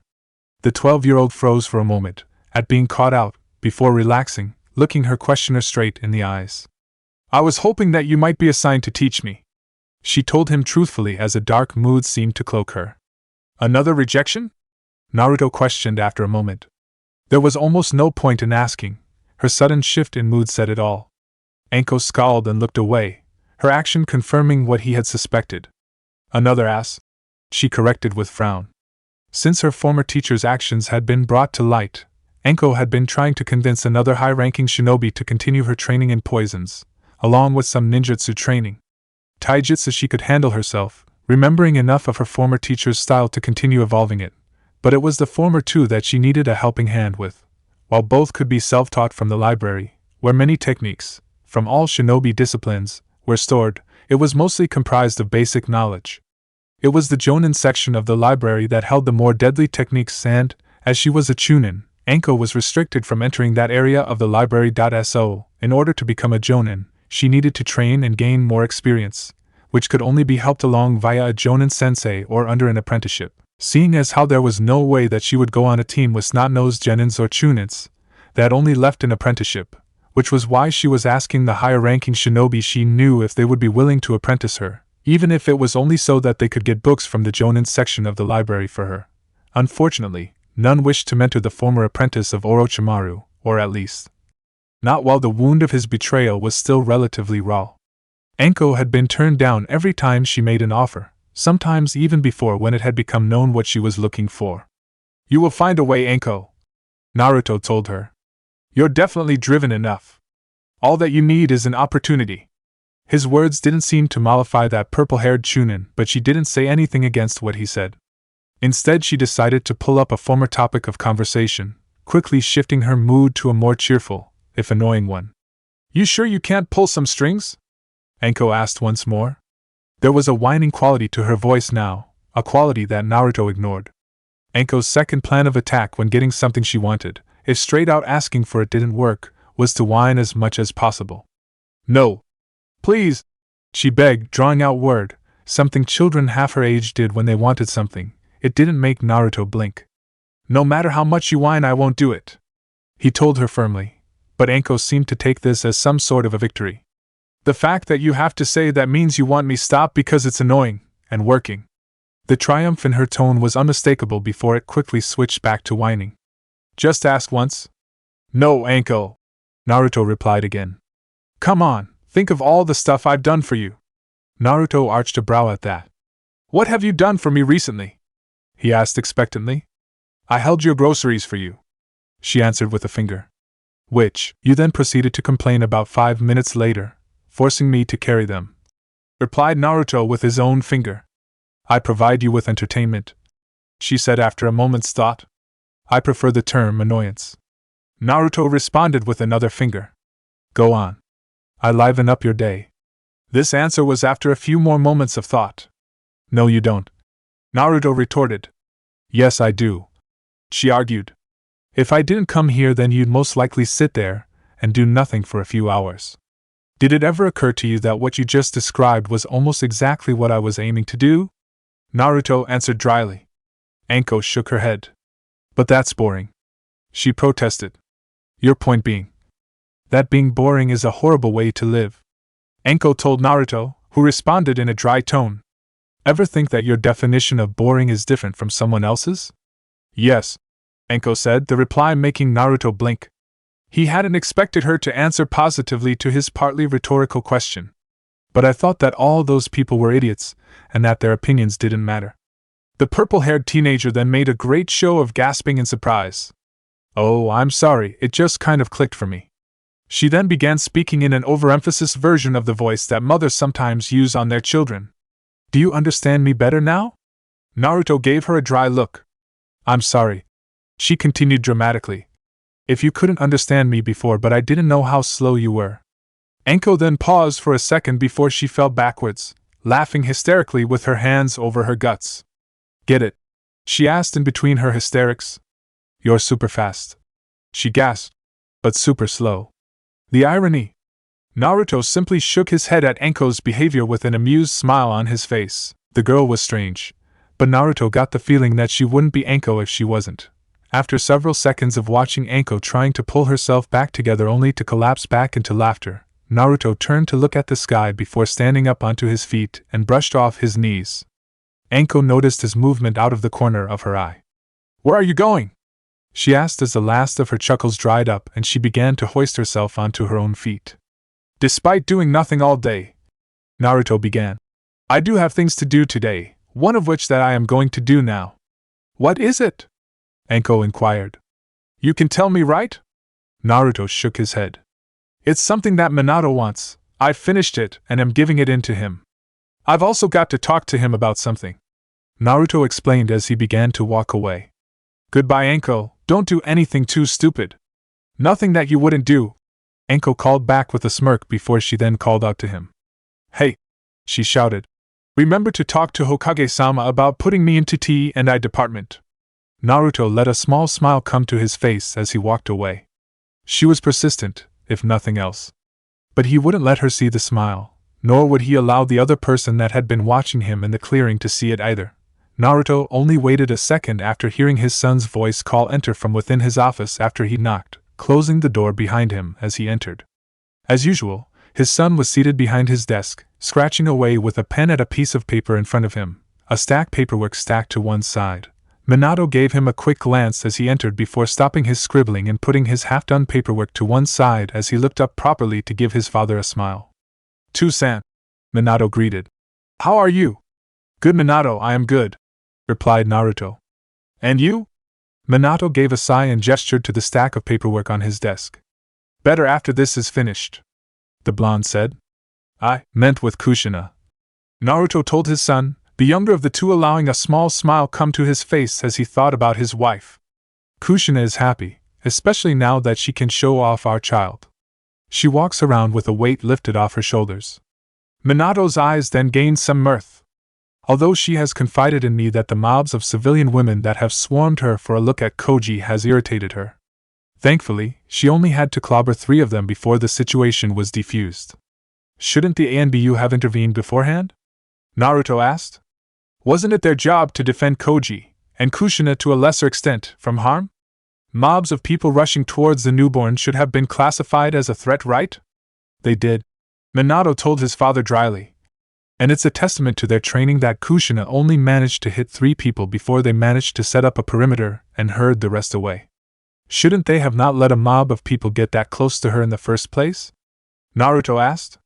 She leapt at them while they were a good 30 meters away. Minato responded with a flat look, the answer making Naruto blink in surprise before he shook his head. Getting back on track, there was a reason that I came here, too actually. Naruto told his son, who nodded. There was some things that I wished to discuss with you as well, Minato said. But since you came to me, you may go first. Naruto gave a nod of thanks but paused, eyeing a few areas of the room. It involves the small job you gave me some time ago. Minato saw his looks. ANBU. The Hokage called to his shadows. You may leave us for the time being. I will summon you back to your original positions later. The ANBU didn't come forward, nor was there any visual indication that they'd left. Naruto could tell, however, that they'd all left the room. Barriers of chakra then went up around the office, sealing of sound and keeping the contents of all conversations inside as private. With the room secure, Minato gave his father a nod to begin. Naruto reached to his side and removed a scroll that hung from his waist, placing it on the table in between them. The seal for the Iburi clan. Naruto gestured as Minato reached forward and unsealed the contents, revealing a complex fuinjutsu array that spanned several pages, covering them completely.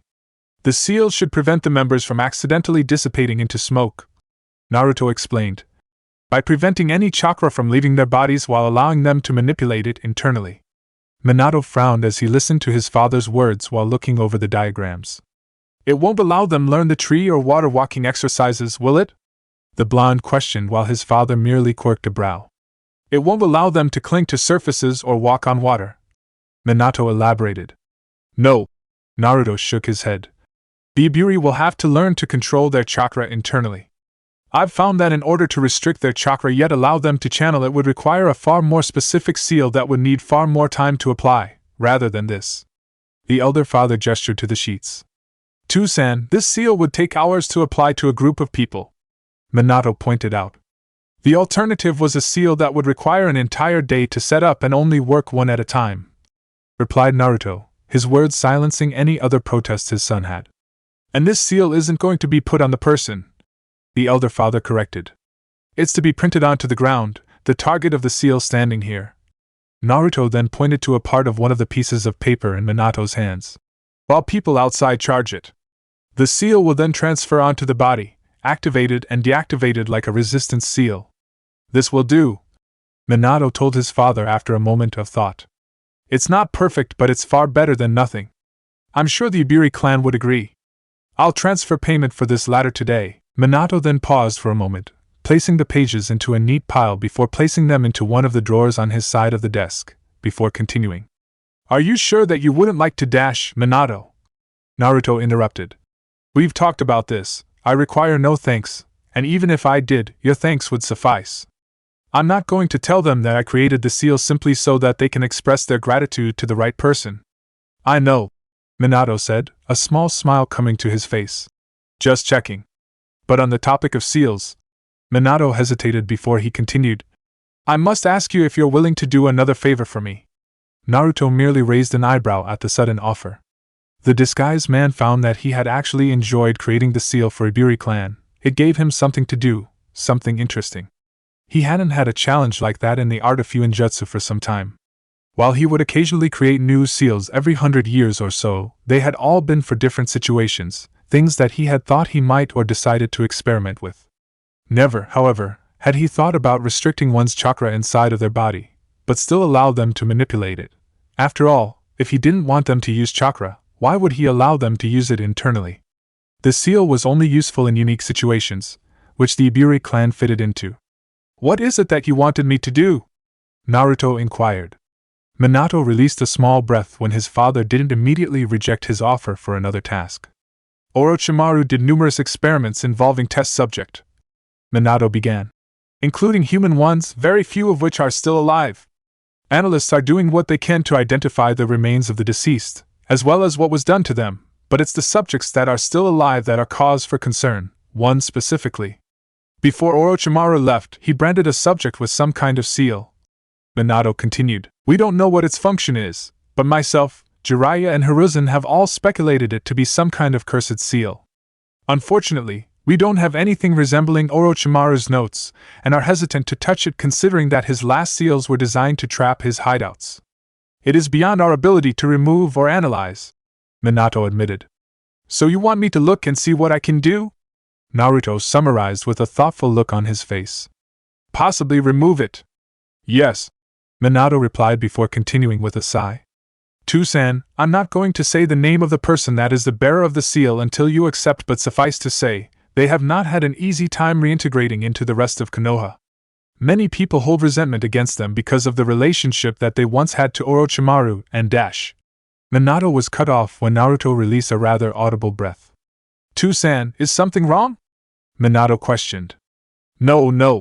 Naruto waved off his son's question. "There's nothing wrong, I just realized who you were talking about." This startled Minato slightly. "You know who I'm talking about?" asked the Hokage while his father just nodded. "Yes," he replied verbally. "She's about 12, Chunin, purple hair and about as blunt as possible, likes to call herself the amazing Anko-sama. That definitely sounds like Anko," Minato replied slowly. "But how do you know her?" "She's been keeping me company while I do nothing," Naruto explained. "Her words. Though I never knew that she was marked by Orochimaru, I thought that she was simply discriminated against for being his former apprentice." "Unfortunately," Minato said grimly, "while the seal isn't known among the populace, somehow, part of Orochimaru's final words to her were released, about giving her a final gift. The civilians assumed that it was literally a gift that she accepted. The situation only spiraled out of control from there. Anko refuses to have the truth made public, keeping it contained to the high-ranking shinobi within the corps, though she has been told that if she wants anyone to know, that she is free to tell them." "And you don't know what the seal does?" Naruto asked the blonde. "No," Minato replied. "I specialized in time-space Fuinjutsu while Jiraiya-sensei decided to focus on the more combative uses for Fuinjutsu, as did Hiruzen, but has delved the closest of any of us to anything resembling cursed seals. Tsunade's uses for Fuinjutsu are purely medically." Minato paused to think out more options. Kushina focuses more on containment and barriers while no other users of Fuinjutsu in Konoha are experienced enough to be able to specialize as far as I'm aware. "We could send for aid from Uzushio, asking for an expert, or send Anko there," Minato continued, thinking aloud. "But there's no guarantee. Without any notes, they might not be able to do anything. My confidence isn't helped by the fact that this cursed seal looks like none I've seen before either," the Hokage added. "Describe it to me," Naruto asked, now slightly intrigued if nothing else. "It looks like 3 tomo," explained Minato. "Swirling together, almost like the tomo of the Sharingan. I can't make heads or tails of it." Naruto frowned slightly as he began to go over the image that Minato had given him in his head. A seal must be shown completely in order to activate, otherwise it won't work. Like trying to draw a picture on a scrunched-up ball of paper without flattening it out. You could draw a picture but it would be messy, and a messy seal usually results in an explosion. It doesn't have to be the same size writing, however. The script can be smaller or larger than it was originally, even invisible, but it must be extended completely. He had a few ideas about what Orochimaru might have done, but he wouldn't be able to give a proper answer without seeing it in person. He'd take a look at Anko's seal, Naruto decided, if not for the girl that had been amusing to have around for some time, then to satisfy his own curiosity about what Orochimaru had done. "Organize a time to bring Anko in," Naruto told his son, who looked at him with some surprise. "I'll take a look at it then." "You're agreeing?" Minato blinked. "I thought it would have taken a bit more coercing to get you to accept the task." The Hokage shook his head before continuing. "Would you mind if Jiraiya and Hiruzen watched, as well myself? I'll ask Anko when at a later date, but we have all been worried and interested about what it did. It is up to you if you wish to watch," Naruto informed his son. "But whether Anko feels comfortable or not with people around while I work is up to her." "You didn't want her to be unconscious while you worked?" Minato questioned. "I thought you would want to keep your identity secret, like you want me to do with the Iburi clan's seal. While it would be easy for me," Naruto began to explain with a gesture, I will need her awake to tell me if I accidentally trigger something. Considering the seal might kill her if altered incorrectly, it is best if I have her awake to tell me if she feels anything happen. I may be a seal master, but even a master can make mistakes if not careful. Naruto warned to Minato, who nodded at the wise words. I can see the reasoning with that. The Hokage nodded before moving on to a different subject. Since we were just speaking about Kushina, would you mind telling me why she was approached by Tsunade to visit Uzushio? I know that it was only myself, Kushina and you, Tsusan, who were aware that Kushina wished to visit, and neither myself, nor Kushina, have told anyone, which only leaves you. Minato finished with a pointed look. Naruto wondered if Tsunade would actually go through what he suggested. She would, it turns out. Yes, Minato, I told her. Naruto admitted. Do I really have to ask for a why? Minato replied after a moment of silence. I hope that visiting Uzushio will allow Tsunade to move past the guilt she currently feels. Naruto spoke. She doesn't hate Konoha, despite what she may say, but the resentment is definitely there. This will only fester and develop if not dealt with. But why? Minato repeated, stressing his words. No offense, Tsusan, but you haven't exactly shown that you care enough to do such a thing. You were blunt and near uncaring about her feelings when I saw the two of you last meet. Because she was right about one thing. Naruto sighed, a familiar sense of guilt pressed on his heart as he thought about the way he acted around Tsunade, especially after enjoying the time he had with her as a baby. A gesture from Minato making him continue. I was her godfather, whether or not I took the position voluntarily. I was her godfather yet didn't act like it. I let her down, Minato, much like I let you, your Ka-san and sister down. I've lost any right to claim a connection with Tsunade, but I can still attempt to help her. After speaking with her recently, Naruto continued, and taking the time to think over what was said, I've come to realize that I've hurt her. More than she would like to admit, Minato. Naruto closed his eyes for a moment as he continued. I might not have meant to, but I did. Now I hope to make it up to her in the only way I believe I can. And why do you think she will find what she needs at Uzushio? Or that she won't simply leave Kushina's side as soon as they step foot outside the village? If I let her anyway? Minato questioned his father with his arms leaning on the table. The Uzumaki live longer than most. Naruto explained. Tsunade may not know it, but she has family in Uzushio. I hope that by meeting them, she might find it easier to let go of the guilt that plagues her. Because the Uzumaki age well, their families are incredibly tight. Grandparents and such from generation bring their sides of the family to birthdays and celebrations, which can generally grow to excess of 100 people given how long they can live, last time I checked. Minato only blinked, trying to imagine that many people coming to Kushina's birthday after she patches things up with her family. I hope that these large gatherings, one of which will definitely be thrown on Kushina's return to Uzushio, will show Tsunade just how much family she actually has left. How do you know that Tsunade has family in Uzushio? Minato questioned. For all you know, they might have left. Naruto just shook his head at his son's lack of knowledge regarding the Uzumaki. He would have thought that Kushina would have spoken more about her family operated. Because they have such a strong family mentality, you'll find that an Uzumaki will very rarely leave Uzushio permanently.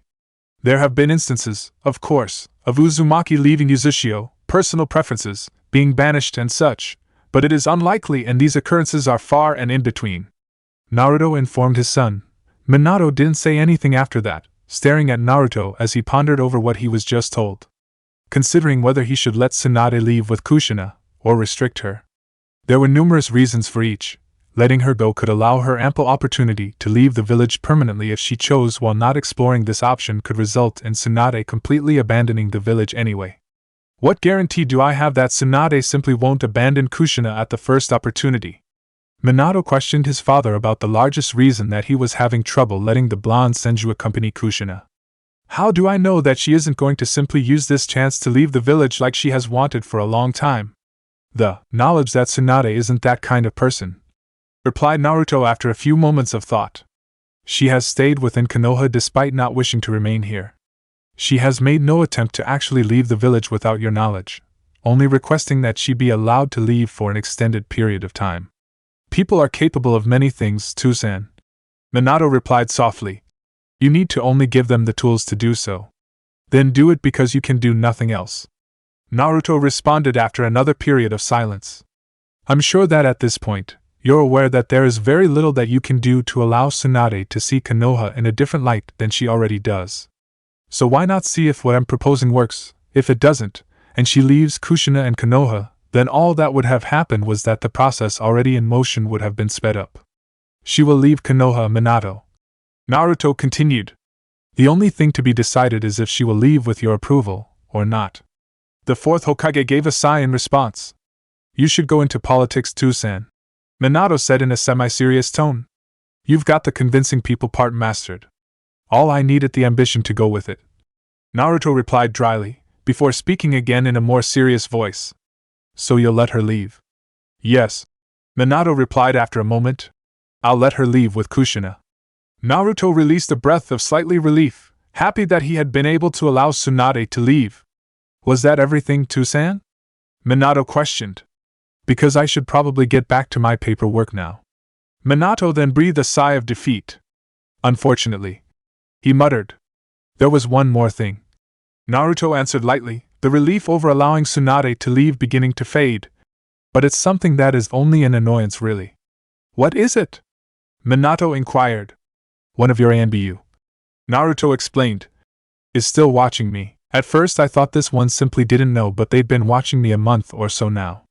Minato frowned at the problem while Naruto continued. I was hoping that you'd be able to get them to stop. Minato didn't say anything at first, giving off a hum, before he replied. I was wondering when this would happen. Minato told his father, whose face now showed displeasure at the words. You knew that I was going to be spied on?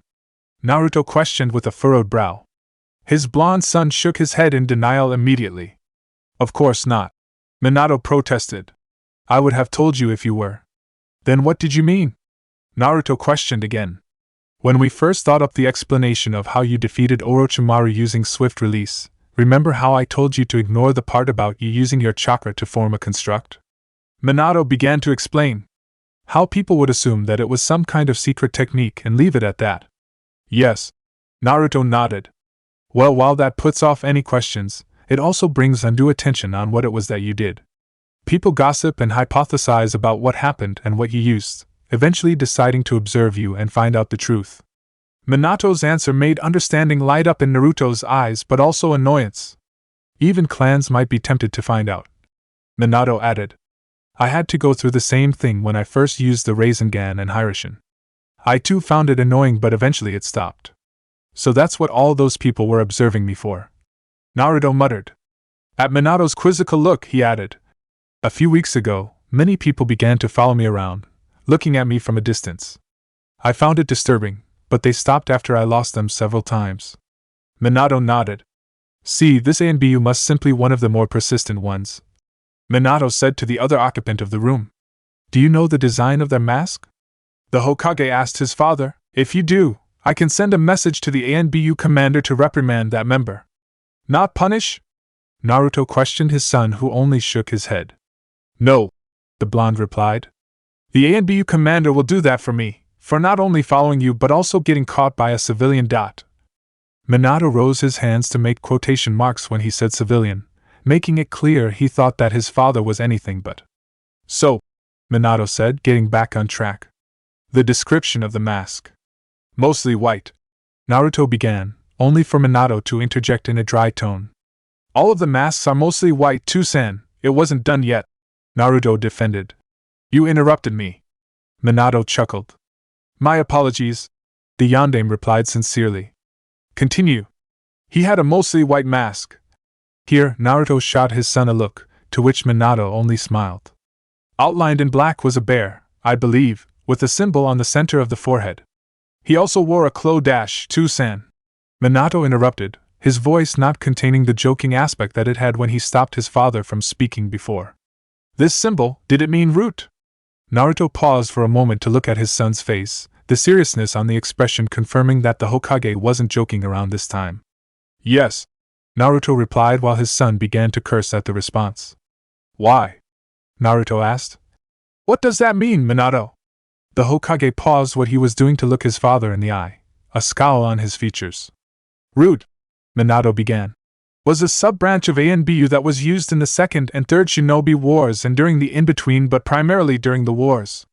It was meant as a kind of pre-ANBU training stage where future ANBU candidates could develop their skills to the levels that would be required for ANBU. Was a sub-branch? Naruto quoted, making Minato's scowl sink deeper, if it could.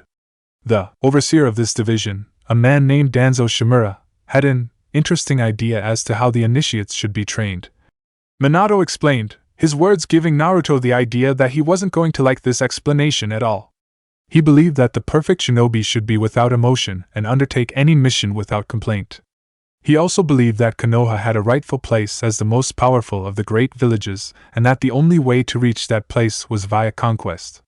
Minato told his father, an overwhelming feeling of distaste emanating from him at mention of his Danzo person, whose name rung some kind of bell at the back of Naruto's mind.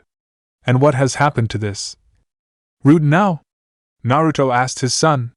When I became Hokage, I felt that since it was a time of peace, and that the possibility of war was minimal, that I could discontinue root. Minato's face was cold as he spoke as the anger that he contained earlier froze. Danzo obviously disagreed, but being Hokage, my word was final in such a matter and his division was shut down. To my knowledge at least. Minato then corrected. But it seems that Danzo has continued his operations without my knowledge. The Hokage was silent for several moments, seemingly thinking about the ways he could approach this situation, before he opened his eyes to stare straight into his father's. To-san. The Hokage continued, his voice softening as he addressed his father. I'm afraid that I must ask you to help me find where Danzo is currently operating. You don't have to do anything else, but I must know where he is if you can find him. Please. Naruto was quiet for several moments as he processed what Minato had told him. He knew that a rouge element within an organization was dangerous, regardless of what kind of organization it was. In a shinobi village, which was an organization in several aspects, this was doubly so, with the ability to use chakra. Naruto could see why Minato would view this Danzo and his Rouge division as a threat. The ease at which they could masquerade as the regular ANBU meant that they could use their reputation and security access to gain information that they shouldn't have access to. Stealing secret files or destroying the reputation of Konoha through their ability to disguise themselves as the village's regular ANBU core were only some things that they could do. But Naruto frankly didn't care about any of that. He didn't care about the reputation of Konoha, nor about the village's secrets unless it affected him or those he considered family. And as he looked into Minato's eyes that begged him for help, he was smart enough to realize that the blonde knew this too. It was in moments like this that Naruto was reminded of the fact that his son would choose Konoha over himself, something that hurt. He was sure that the choice would be closer than it had a month ago, but that wasn't the point, which was that Minato would choose Konoha over him. You know what you need do to secure my help, Minato? Naruto replied softly, a tint of sadness in his voice. So do it, do what you need to do for your village. Minato's eyes showed sadness, but the determination in them was strong. It was at this moment that Naruto flashed back to when he was younger, far younger, to when he wasn't millennia old. For a moment, he saw Hagoromo staring back at him, his son's hair flashing red while his eyes turned a ring purple. It was a startling realization of how similar that Minato and Hagoromo were. Both saw the best in people, in chakra, and both were willing to help the world and people around them, even if their family thought otherwise. Naruto realized that Kushina would support Minato, but she was irrelevant at this point in his mind. Naruto didn't know how he didn't see it before, but it seemed almost too obvious now. Danzo has wanted the position of Hokage for some time, Minato said, breaking Naruto out of his thoughts and bringing him back to reality. Minato's face no longer showed the sadness that he had seen earlier. Our opinions on how the shinobi corps are trained and act have clashed multiple times. If he is truly in charge of this rouge element within Konoha, then the methods he is most likely using to train his shinobi are barbaric, subjecting them to strict emotional conditioning. You've yet to convince me, Minato, Naruto pointed out softly. The Hokage just released a breath. It was a pre-ANBU division too, san, Minato repeated. This meant that young teenagers were usually used to fill the ranks. But Danzo wanted the candidates to be admitted into the division earlier, believing that conditioning them from a younger age would turn out better shinobi in the end. Another breath was released by the Kage. He'd monitor potential recruits for the division from a young age, and as soon as they were old enough, would snatch them out of the regular shinobi ranks. Someone like Koji would be a prime choice. Minato continued, finally getting to his point. Son of two famous shinobi, one of which is the current Hokage, It wouldn't surprise me if he salivated at the thought. All of this was said with a straight face from the yondaime. He'd know that he wouldn't be able to take Koji while either myself or Kushina were alive, but an accident wouldn't be below his abilities. Naruto stares at Minato as he talks about a potential threat to his life without worry. It would take him time to come up with the plan, of that I have no doubt, but he'd eventually come up with something, he'd too ambitious not to. The office was silent after Minato finished, the man's face void of emotion. Only breathing was heard, but even that was near inaudible. Naruto didn't even both to think that he stood any chance of saying no to helping his son. He just essentially said that, given time, someone may try to kill him to get to his son, Naruto's grandson. The disguised man sighed heavily, standing up from his seated position, stretching his legs. Directly underneath the park near the academy, there is a large source of chakra signatures, adults and children. I can only guess that this is where Root has stationed themselves. Naruto's words spoken in a lackluster tone, devoid of energy, tired. I think that's all. The parting comment that Naruto left were the last words as were said while he was in the room. The disguised man walking towards the doors of the office, his son disabling the defensive seals as he moved, opening the door and leaving without a word. As soon as his father left the room, the personality that Minato used when conducting his duties as Hokage fell, and a near-overwhelming sensation of guilt fell over him. He had seen his father's eyes as the dark-haired man had left the room. He could see the pain that his father felt over his decision, but he had no choice. He wasn't lying about what he said Danzo would be willing to do to Koji. He wasn't lying about the man's methods, nor about his opinions. Danzo was a threat to the village and its security. But the time it would take to track the man and his headquarters down would give him ample opportunity to send his agents out to cause all kinds of damage to slow down the search. It was something that, as Hokage, Minato couldn't allow. He needed to find Danzo and find him fast. His father was the solution. He took no pleasure in manipulating his father to intervene, but as Hokage, he was to protect the village as best he could. If manipulating his father would help in that regard, then, so be it. Putting those thoughts out of his mind for the moment, because he knew they would come back later, Minato focused back on the immediate threat. With barely a gesture, he summoned his ANBU guard, which had slipped back in as soon as his father had opened the door to his office, to assemble before him. You must be quick, the Hokage ordered. Alert Kasai and get him to assemble as many teams as possible at the park near the academy. Priority, Shodaime T4. Without waiting for any explanation, the ANBU vanished to perform their duties, Minato immediately flashing away to prepare.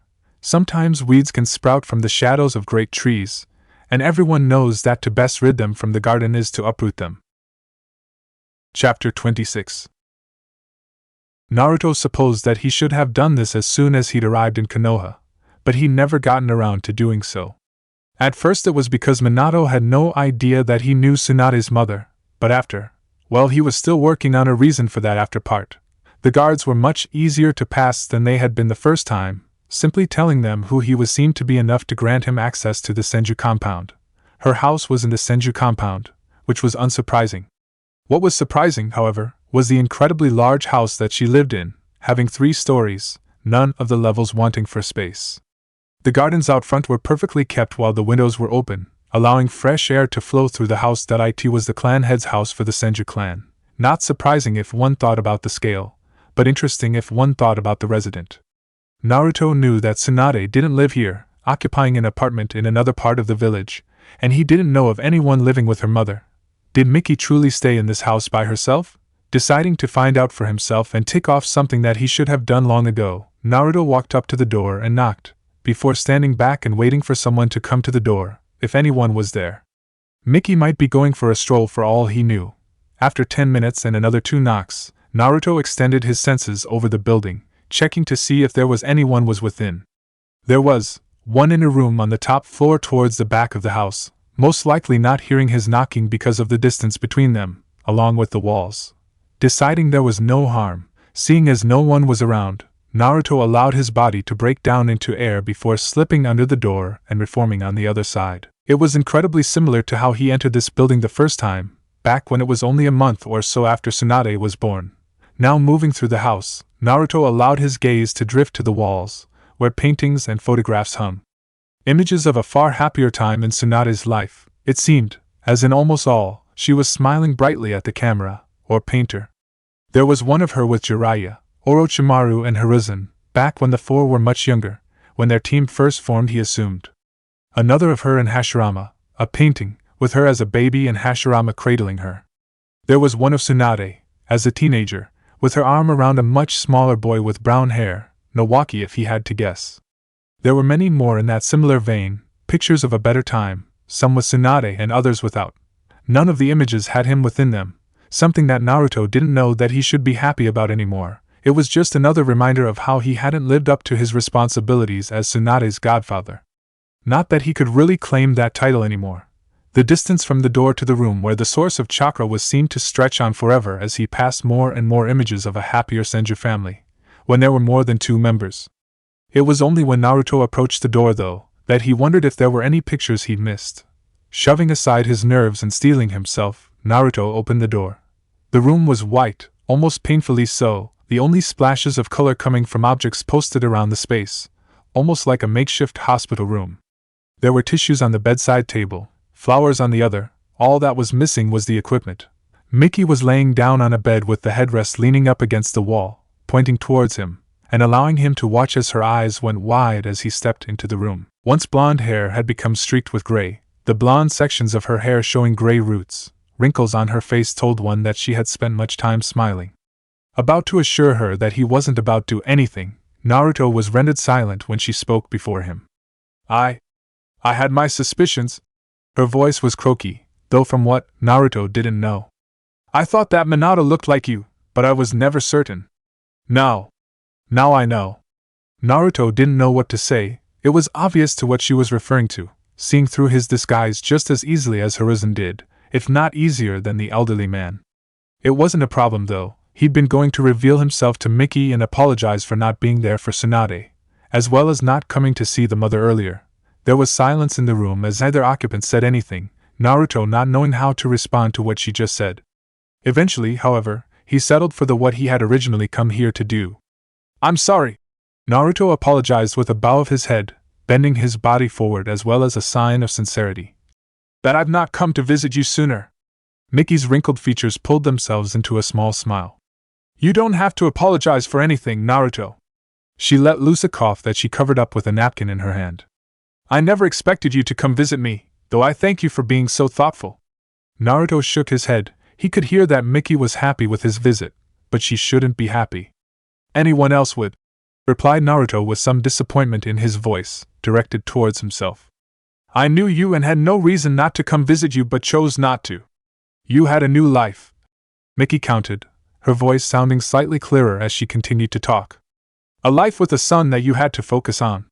Naruto Namikaze and Mickey Senju had never met until now. That didn't dissolve me of my responsibilities. Naruto sighed. Mickey's face became melancholy as she understood what he was referring to. You mean Tsunade? Mickey said, sadness in her tone as she spoke of her daughter. Naruto just gave a nod of confirmation. You feel guilty. The knowing tone in her voice made it clear that Mickey wasn't questioning him. Yes, Naruto confirmed, sighing. Mickey, I'm sorry that I wasn't able to support Tsunade when I should have. I know that she'll never see me as her godfather, and neither should you, but I promise that I will try to help her. Whatever response Naruto was expecting from his vow to the better-than woman, a chuckle wasn't it. You can't get out of it that easily, Naruto, Mickey told him as the laughter faded. I consider you Tsunade's godfather, just as I know she does too, even if she won't ever say so. You don't understand Mickey, Naruto replied, shaking his head. She hates me for leaving her, and rightfully so. No, Naruto, Mickey responded, amusement in her tone. I don't think you understand. I know my daughter well, far better than you do. If she hated you, she'd do more than tell you. Mickey chuckled once more, but it descended into a coughing fit. Naruto immediately moved closer, but was held off by the elderly woman, who managed to hold up a hand, the short fits slowly retreating. Naruto, Mickey continued, acting as if her previous action hadn't happened. I want you to look under my bed, there's something that I think you should see. Naruto didn't move from his position at the foot at her bed for a moment, waiting for something more to go on, but Mickey just gave him an encouraging smile. Seeing no reason not to, Naruto moved over to the side of the bed, bending to a knee, and partly lifted the blankets that hung over the edge of the mattress. Underneath was a box, a relatively large one, but surprisingly light when Naruto went to lift it out from its hidden position, handing it over to Miki, who gestured for him to pass it to her as she sat up further on the bed. Naruto watched as she placed it on her knees and removed the lid, to reveal a stash of photos.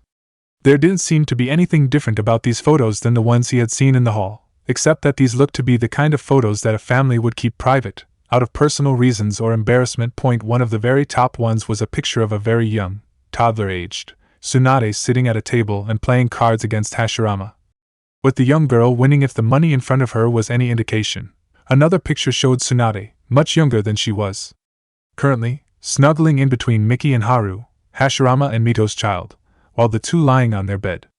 All three looked to be sound asleep when the photo was taken and was definitely a precious photo. There was then a photo of a young Nawaki with his face covered in cake, Tsunade next to him with a smile on her face, barely visible underneath all the cake that was painted over her features. There must have been at least 100 other photos like those, moments that Miki had kept within this box for safekeeping. Miki reached forward, sticking her hand deep into the box, searching around for something in particular. A smile spread onto her face as Miki withdrew her hand from the box, bringing with it a cylinder. A container, Naruto realized, noticing the cap on one end. Miki pulled off the cap and withdrew a rolled-up piece of parchment, handing it towards Naruto with a smile. "I'm sorry that I didn't tell you about this earlier." The woman apologized as the parchment exchanged hands. Her smile told Naruto that she believed whatever she did was worth not tell him about it immediately. Unrolling what was handed to him, Naruto felt his eyes widened in surprise and had to restrain himself in order to not take a step back in shock. Within his hands was something he hadn't thought existed. It was an image of himself and Tsunade. It was obviously done decades ago, back when he first visited Konoha. A painting of himself, Tsunade sitting in his lap, with his own hand outstretched as multicolored flames protruded from his palm. The blonde Senju was captured in mid-clap, her eyes showing glee at the display with her mouth open in the kind of smile that only children could pull off. He wasn't paying attention to what he was doing, looking down at the small child in his lap with a soft smile. It was a beautiful image, the incredible detail that it was done with only assisted in that respect. "Where?" Naruto had to pause in order to gather himself before he could speak, but even then, his eyes were still glued to the image before him. "Where did you get this?" "After you left, I went to an artist. I described you, showed him a picture of Tsunade, and told him what I wanted the painting to look like." Naruto didn't have to be looking at her to know that Miki had a wide smile on her face. "It took weeks for a sketch to be chosen and months more for him to finish with a painting that I was satisfied with, but in the end, it was worth it." "It's beautiful, Miki," Naruto agreed softly, his eyes still roving all over the image. He was so closed off in that moment, so focused, that he almost jolted when he felt Miki place a hand on his own. "It's also proof," the widow told him strongly. "Proof that you love her, proof that you are her godfather." Lowering the image of himself and Tsunade, Naruto shook his head and sighed. "That was a long time ago, Miki," Naruto said to the woman. "Tsunade no longer thinks that way." "If she did," Miki replied, "then she wouldn't have kept her own copy of this image." The knowledge that there was a copy of this picture, along with the fact that Tsunade had kept it, made Naruto blink in surprise. "She has her own copy?" Naruto questioned softly as he looked back to the painting again. "I'll admit that I don't know if she might have done something to it," Miki confessed, "but I know that she kept it sealed into the underside of the mattress of her bed, a place that Tsunade kept all of her precious things." Tsunade's mother then let loose a soft laugh. "I don't think to this day that Tsunade knows that I know that." The daughter-in-law of Hashirama Senju then sobered, continuing to speak in a serious tone. "You hurt her when you left, Naruto." The tone became tinged with sadness. "She cried for almost 2 days after you left, wondering if she'd done something wrong, if you didn't find her good enough for your standards." Despite being easily 10 times Miki's age, Naruto was using all his willpower not to flinch backwards at the pain his actions had caused, like a child being scolded. "But when I showed her that image," Miki's voice gaining a happier quality as she continued, "she smiled for the first time since you left, and then all but demanded a copy of the painting." Miki's voice then became slightly subdued. "It didn't remove all of the pain, Naruto, and a good portion of Tsunade's anger towards you is justified, something that you will need to work to rectify. But never in all that time did Tsunade say that she wished you weren't her godfather. She said that she's hated you at times," Miki admitted. but I believe that these were things merely said in anger. She has never wished for another person to be her godfather. Naruto was silent for several moments after Mickey finished before he finally replied. You've given me a lot to think about, Mickey, he said to the woman, who smiled at him. I hope what I've said to you helps you, Naruto, and Tsunade, she replied, suddenly sounding saddened, knowing that he hadn't done anything to upset, at least as far as he could tell. Naruto's brain rapidly went through multiple reasons that Mickey could be saddened. Looking around the room, the answer came to Naruto quickly. How many people have been visiting you, Mickey? Naruto asked softly. Has Tsunade been around to see you recently? The room looked far too clean, too pristine to have a large number of people enter and exit. And while that could be written off as not many people having a connection to the elderly mother, Tsunade could have brought people over. If she visited, Naruto added mentally as Mickey sighed, seemingly aging 10 years in seconds. It's been a while since I've been visited by someone who wasn't here to dust or clean, Mickey confessed lowly. It gets lonely here sometimes, the widow added. But that's fine. She quickly continued. People have their own lives and I'm just an old woman. It's natural that they wouldn't be able to keep someone like me company. Mickey trailed off, the room descending into silence for several moments, until Naruto spoke. Tsunade doesn't visit you? Naruto questioned. The elderly mother shook her head slowly. She hasn't visited me in a long time, Mickey told him quietly. Too caught up in her greed. Another fit of coughing interrupted Mickey's words, the elderly woman covering her mouth with her hands. With little room between them, Naruto's hands became washed in a green glow as he placed them on Mickey's chest, quickly placing the painting of himself and Tsunade on the side of the bed. It barely took a second for his healing ability to find what was wrong with Mickey's body. You're dying, Naruto said simply, as Mickey's coughing fit faded. Her lowered hands allowed Naruto to spot flecks of blood on the palm. I know, Mickey replied quietly. And you don't want me to heal you. If she had, she would have told him, explained to him, instead of waving him off earlier. But she hadn't. Mickey knew she was going to die and wanted to embrace her death. As if to confirm, Mickey shook her head, telling him that, no, she didn't want to be healed. Why?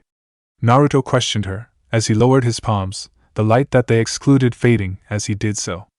I'm nearing the end of my natural life, Naruto, Mickey informed naturally white-haired man softly. The private doctors that I've asked for have all told me the same thing. My body is beginning to fail me. And Tsunade knows? Naruto asked, to which Mickey nodded. She knows, the mother of the blonde Sannin member confirmed. And she can't take it. She doesn't want to believe that she can't do anything to prevent me from dying. And you don't want help from the one person who possibly could? The question caused Mickey to shake her head. My time is nearing its end, Naruto, Mickey told him. And I have people waiting for me. It wouldn't be nice to keep them waiting longer than they already have, wouldn't it? There was a slight tone of humor in the widow's voice that made Naruto crack a small smile, despite the undertone of depression he could sense as well. No, I suppose it wouldn't. There was another pause, and Naruto realized that it might be time for him to leave. He did have a lot to think about. I believe that it's time for me to leave now, Mickey. The woman gave a slow nod with a small smile. It is, isn't it?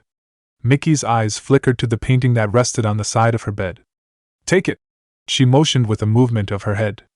I want you to have it. Naruto's surprise at the precious gift faded after a moment, and he moved a hand to grab the only image that he had of himself with the blonde Sannin. Goodbye, Mickey, Naruto said to the woman after he'd rolled the painting back up and placed it back within its container. Goodbye, Naruto.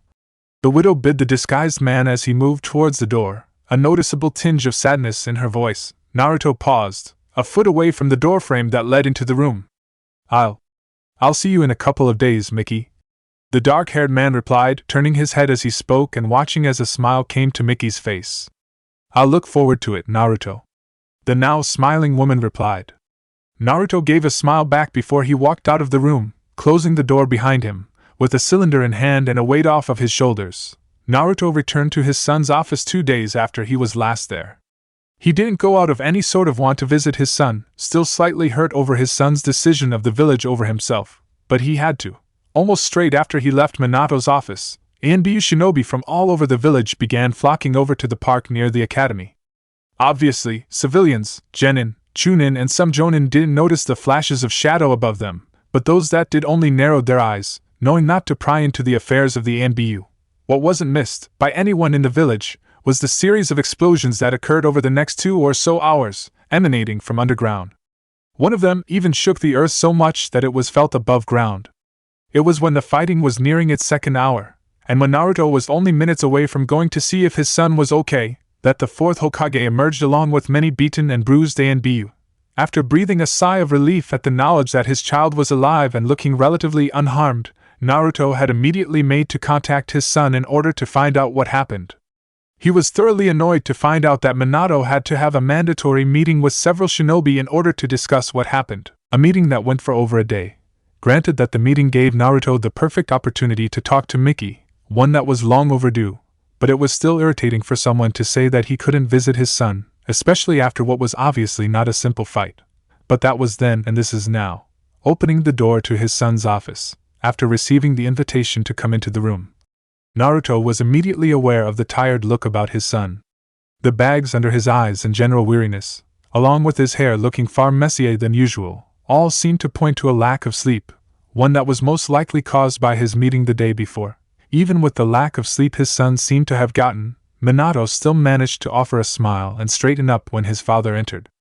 "I'm fine, Toussaint," Minato said as soon as his father closed the door behind him. "You shouldn't worry so much." "Am I that transparent?" Naruto asked with a small smile of his own as he sat down in the chair in front of his son's desk. He made no comment about the lack of ANBU within the room, but that knowledge did put an uncomfortable feeling in his stomach. "I assume that you want to know what happened 2 days past?" Minato inquired, not answering his father's question while getting straight to the source of the matter. "Am I that transparent?" the dark-haired man repeated with a soft laugh, Minato chuckling before he answered. "Only around me, Toussaint. I assure you, you're about as transparent as a brick around others."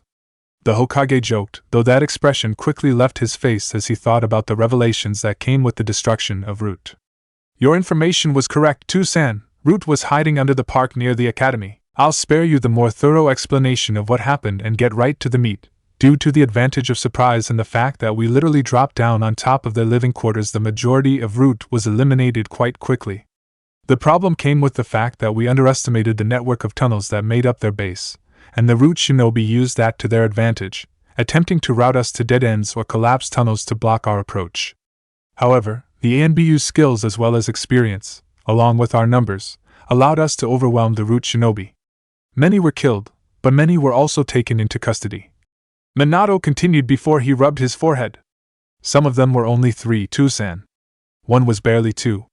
Shaking his head in disgust while his father internally squashed his own revulsion with Danzo's actions, Minato took a breath before continuing, beginning to recount the things that only confirmed his original suspicions about Danzo's ambitions. All of the teams of ANBU that entered the Root complex had secondary objectives, other than the elimination of Root. The Yondaime began to explain to the man sitting opposite him. They were to obtain any documents they could about Root operations, past, present, or future. What they found only cemented my suspicions about Danzo. Minato took a breath knowing that his father might react strongly to what he was about to be told. "To be blunt, we found plans to kill me, Kushina, yourself, Hiruzen and many other important individuals in Konoha's administration, along with generally powerful shinobi.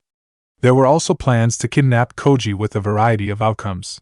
Psychological conditioning along with implanting subliminal messages for a host of commands were the most likely." Before Minato could even finish speaking, Naruto was already clenching his fists out of Minato's view, near grinding his teeth by the end. Wherever Danzo was, it had better be in the hands of some god because that was the only way he'd ever escape the elder father's wrath if he wasn't. "There's more," Minato continued, breaking his father out of creating interesting things to attempt to do to Danzo if he was still breathing. "Several documents were found regarding communication between Danzo and Orochimaru, as well as a document detailing Orochimaru's status as a member of Root, at least until his death. These files also point to Danzo as the source of some of Orochimaru's test subjects for his experiments, some of them being at the request of Danzo." Minato's look twisted into one of frustration. "And that's only what we managed to retrieve. When I went to confront Danzo, he activated a seal that not only killed himself, but also blew out the room where most of their records were stored. Only the quick actions of the ANBU team within the room allowed us to know anything." The Yondaime shook his head. Imagine all that Danzo has done that we don't even know about, all of the lives he might have ruined because he believed that it would help Konoha. The blonde Hokage gave a sigh as he interlocked his fingers. I'll have to give a statement later. But enough about that, Minato said, changing the subject. On to something more personal. Kushina would like to talk to you. Naruto furrowed his brow as he struggled to think of what the Uzumaki woman could want to speak about. Did she say what? Naruto inquired. Minato gave a nod. She did, the Hokage replied. But it'd be best if Kushina said what she wanted herself. Minato paused for a moment before continuing with only a slight hesitation. Toussan, just go easy on Kushina when she tells you. At Naruto's frown, Minato elaborated. What Kushina is going to ask of you, you might not like her for it. When the elder father's frown only increased, Minato hurried to elaborate further to prevent any kind of misunderstanding. It's nothing that anyone else couldn't do, the yondaime said quickly. But at the same time, it's something that only you could do. Naruto's frown didn't dissipate, Minato's words doing nothing to erase the thoughts that his mind was conjuring about what Kushina would ask. After several moments, however, Naruto forcefully put them aside and nodded. There was no point in thinking about it. Kushina would eventually tell him, and he could decide on his actions then. Seeing as how you're here though, Minato began, breaking Naruto from his thoughts. Could you take a look at Anko's seal? I didn't know that the seal was time-sensitive. Naruto responded. What's with the sudden urge to get me to take a look at it? Minato gave a grimace as he spoke. After confirming that Danzo and Orochimaru were in a partnership of sorts, it makes the possible functions of the seal more disturbing. Could it be some sort of sleeper seal? The Hokage hypothesized. Designed to force Anko to do any number of deeds that she normally wouldn't, or could it be to hit any other kind of brainwashing that was done to her? Minato shook his head. I want it gone as quickly as you're willing, Toussan. Very well, Naruto replied after a few moments of thought. I'll need a brush and some ink, however. A second later and Minato placed a well of ink and a calligraphy brush on the table, the brush fresh and clean while the inkwell was unopened. Naruto just raised an eyebrow at the swift movement. You always have a spare brush and inkwell in your desk, Minato? The blonde's father questioned. Along with 2 other sets. Minato answered as he stood up and moved around the desk. You never know when you might need Fuinjutsu. The Hokage moved towards the door, opening it enough for him to stick his head out and hold a conversation with the receptionist on the other side of the door. It was only a few seconds later that the Hokage closed the door, and before proceeding to retake his seat on his side of the desk. I've just sent for Anko, along with Jiraiya and Hiruzen, they should all be here. A sudden knock on the door interrupted the Hokage, causing him to blink. Soon, he finished, a moment later calling for the person on the other side of the door to enter. The door swung open to show Anko, alongside someone that Naruto only knew by name, Shikaku Nara, the Jonin commander. The Nara had a lazy look on his face, one that spoke of boredom that one could associate with a repetitive job, but his eyes spoke of hidden intelligence, one that set Naruto slightly on edge, if only for the fact that those same eyes snapped to his presence and seemed to focus on him for a second too long, before then moving over to look at his son. Hokage-sama. The Nara greeted in a lazy tone and a small bend of his upper body. The purple-haired Chunin had a scowl on her face, one that quickly turned to confusion and curiosity as her eyes noticed Naruto's own presence, before shock and glee took over her features. Yes! Anko exclaimed with a fist pump, startling the Nara beside her. I knew you'd come through for me, you magnificent old bastard! Let me give you a dash. I haven't told my son anything, Anko. Naruto interrupted with a raised eyebrow and twitch of his lips. I'm here for an entirely different reason. You suck, you old geezer. The purple-haired teen finished, her look of happiness replaced by one of annoyance, arms crossed over her chest. Moving on, Minato said with a hint of a smile on his face. Shikaku, considering that you don't usually move with that speed, why were you bringing Anko to my office? The Nara gave a sigh, along with a mutter of troublesome, before he began to speak. Anko-san was brought to my office only a few minutes dash. Like hell it was a few minutes ago. Anko butted in as she rounded on the Jonin commander. I got there 30 minutes ago, but you were sleeping on your desk. It then took 10 minutes to wake you and another 10 for to file all that paperwork bullcrap, then you decided to take a nap to think about what to do next. The Chunin made motions in the air to clarify what she was quoting him. I did not get there a few minutes ago. There was a silent few moments as Naruto stared at the Nara with some disbelief at his actions while Minato struggled not laugh at Shikaku's methods. Enko stared straight into the eyes of the Jonin commander, as if daring him to say anything different, Shikaku just staring back with a lazy look in his eye until he turned away, facing Minato once more. As I was saying, Hokage-sama, Enko-san was brought to my office a few minutes ago. The Nara ignored the spluttering of the purple-haired girl, continuing as if she hadn't made any noise. She was brought in by a passing Jonin who watched her assault a civilian. I didn't assault anyone, Enko protested, recovering from her earlier spluttering. Then why is there a woman in the hospital with a broken nose? Shikaku questioned in what Naruto was beginning to assume was his usual drawl. I was going to give her a high five, Enko replied with a completely casual expression. But I missed.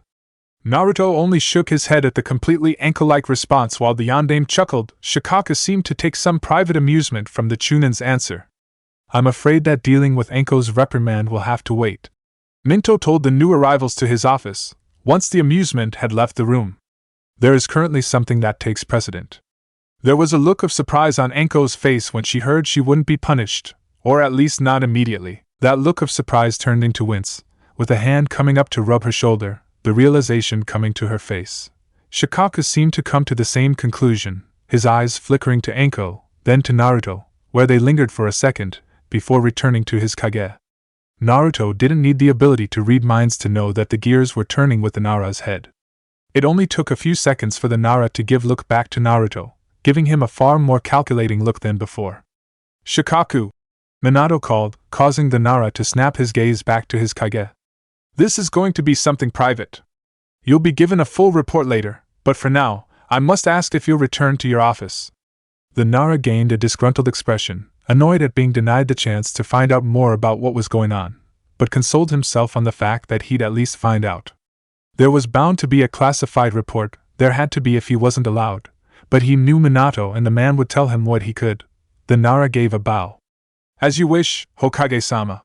With that, the Jonin commander left, closing the door to the Hokage's office with a click. Enko, step forward, Minato told the purple-haired Chunin, who did so at her leader's request, coming to a stop so that she was standing beside Naruto's seated position. There isn't any reason to keep you guessing as to why you're here, though I'm sure your assumptions might be close. At that, Enko rubbed the seal on her shoulder once more.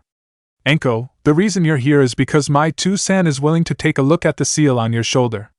At the yondaime's words, Enko's eyes widened in shock and surprise, her head turning to her side to the man seated there, asking without words if he might be able to succeed where others had failed. I'll make no promises, Enko, Naruto told her purple-haired girl immediately, to prevent any rising hopes.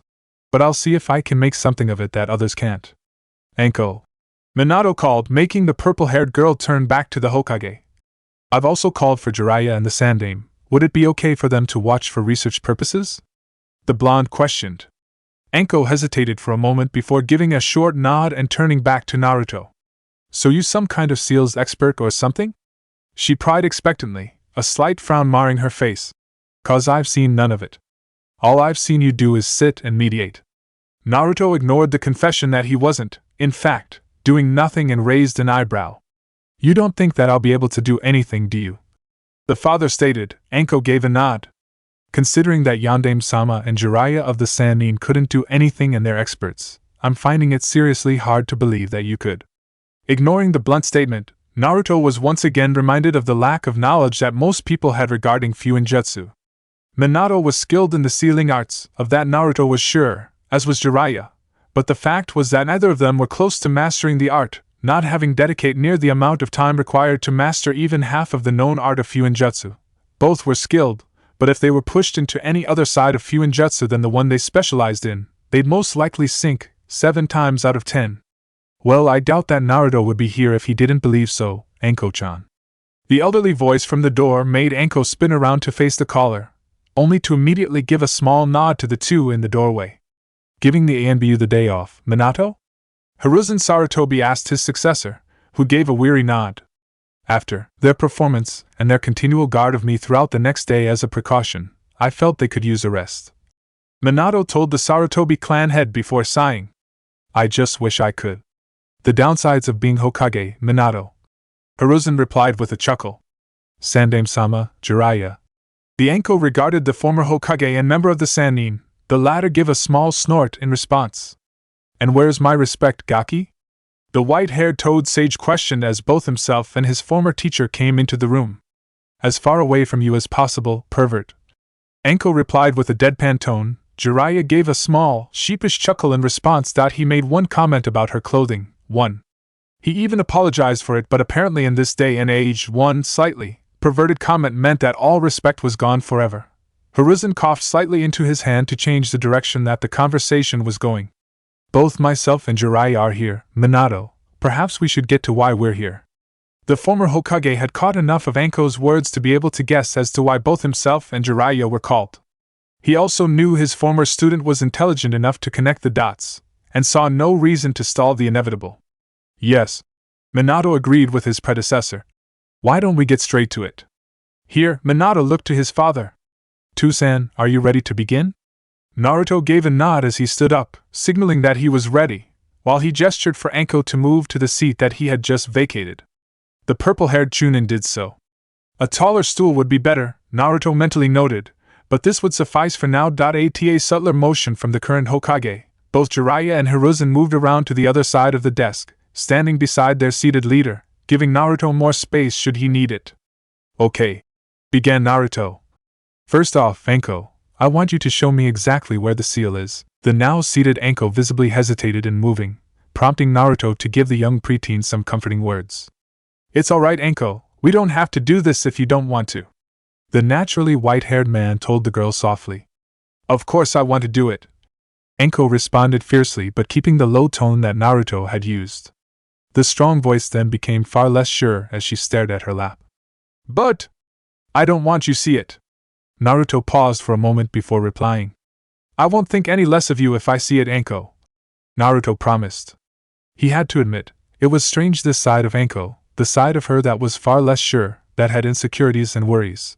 This only served to drive home the knowledge, however, that Anko was a young child on the cusp of adolescence, one with little friends at that. Anko had every right to be upset or afraid if she chose, but instead she projected a confident and near obnoxious front to those around her. Anko was quiet for a moment. Will you still? She trailed off, but she'd said enough for Naruto to realize what she was asking. Yes, Anko, he responded. I'll still be your friend. There was a small release of breath from the girl, one of relief, before she raised a hand to move the fishnet mesh shirt from around her shoulder, revealing 3 tomo frozen, reminiscent of a fully matured Sharingan. As soon as Naruto's eyes spotted the tattoo-like marking, they were instantly analyzing it, mentally running through his own extensive knowledge of Fuinjutsu for a potential solution. Automatically, his body bent over, moving his face closer for a proper inspection. Quickly though, Naruto encountered a problem.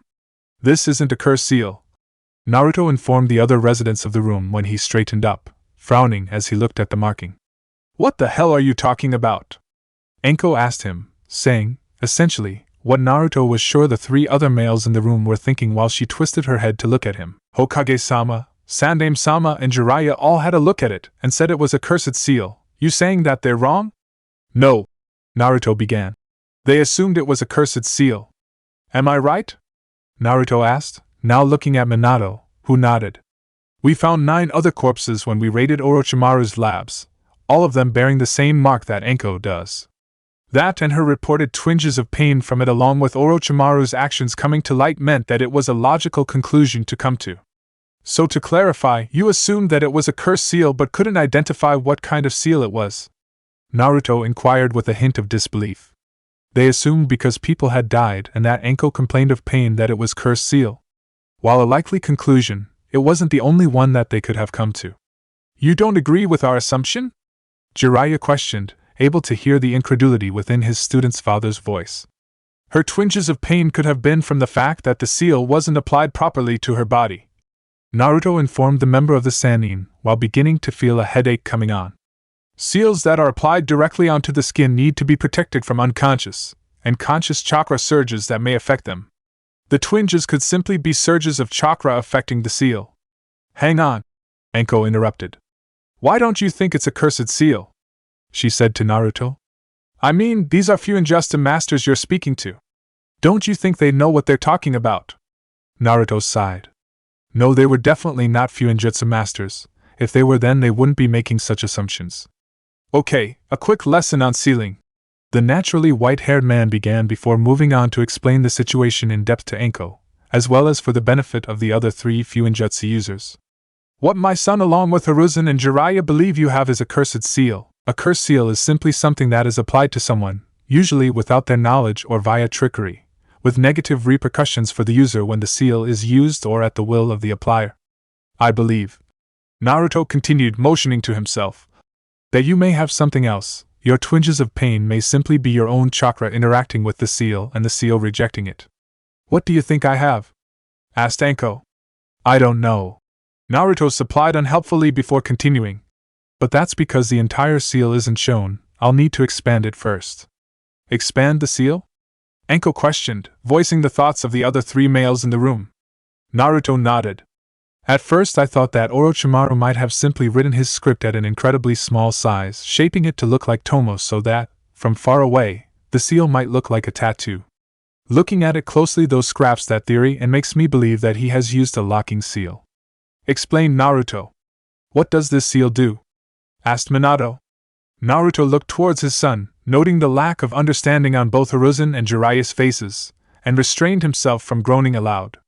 If none of you know what a locking seal, it'd be a wonder if you ever got rid of this seal.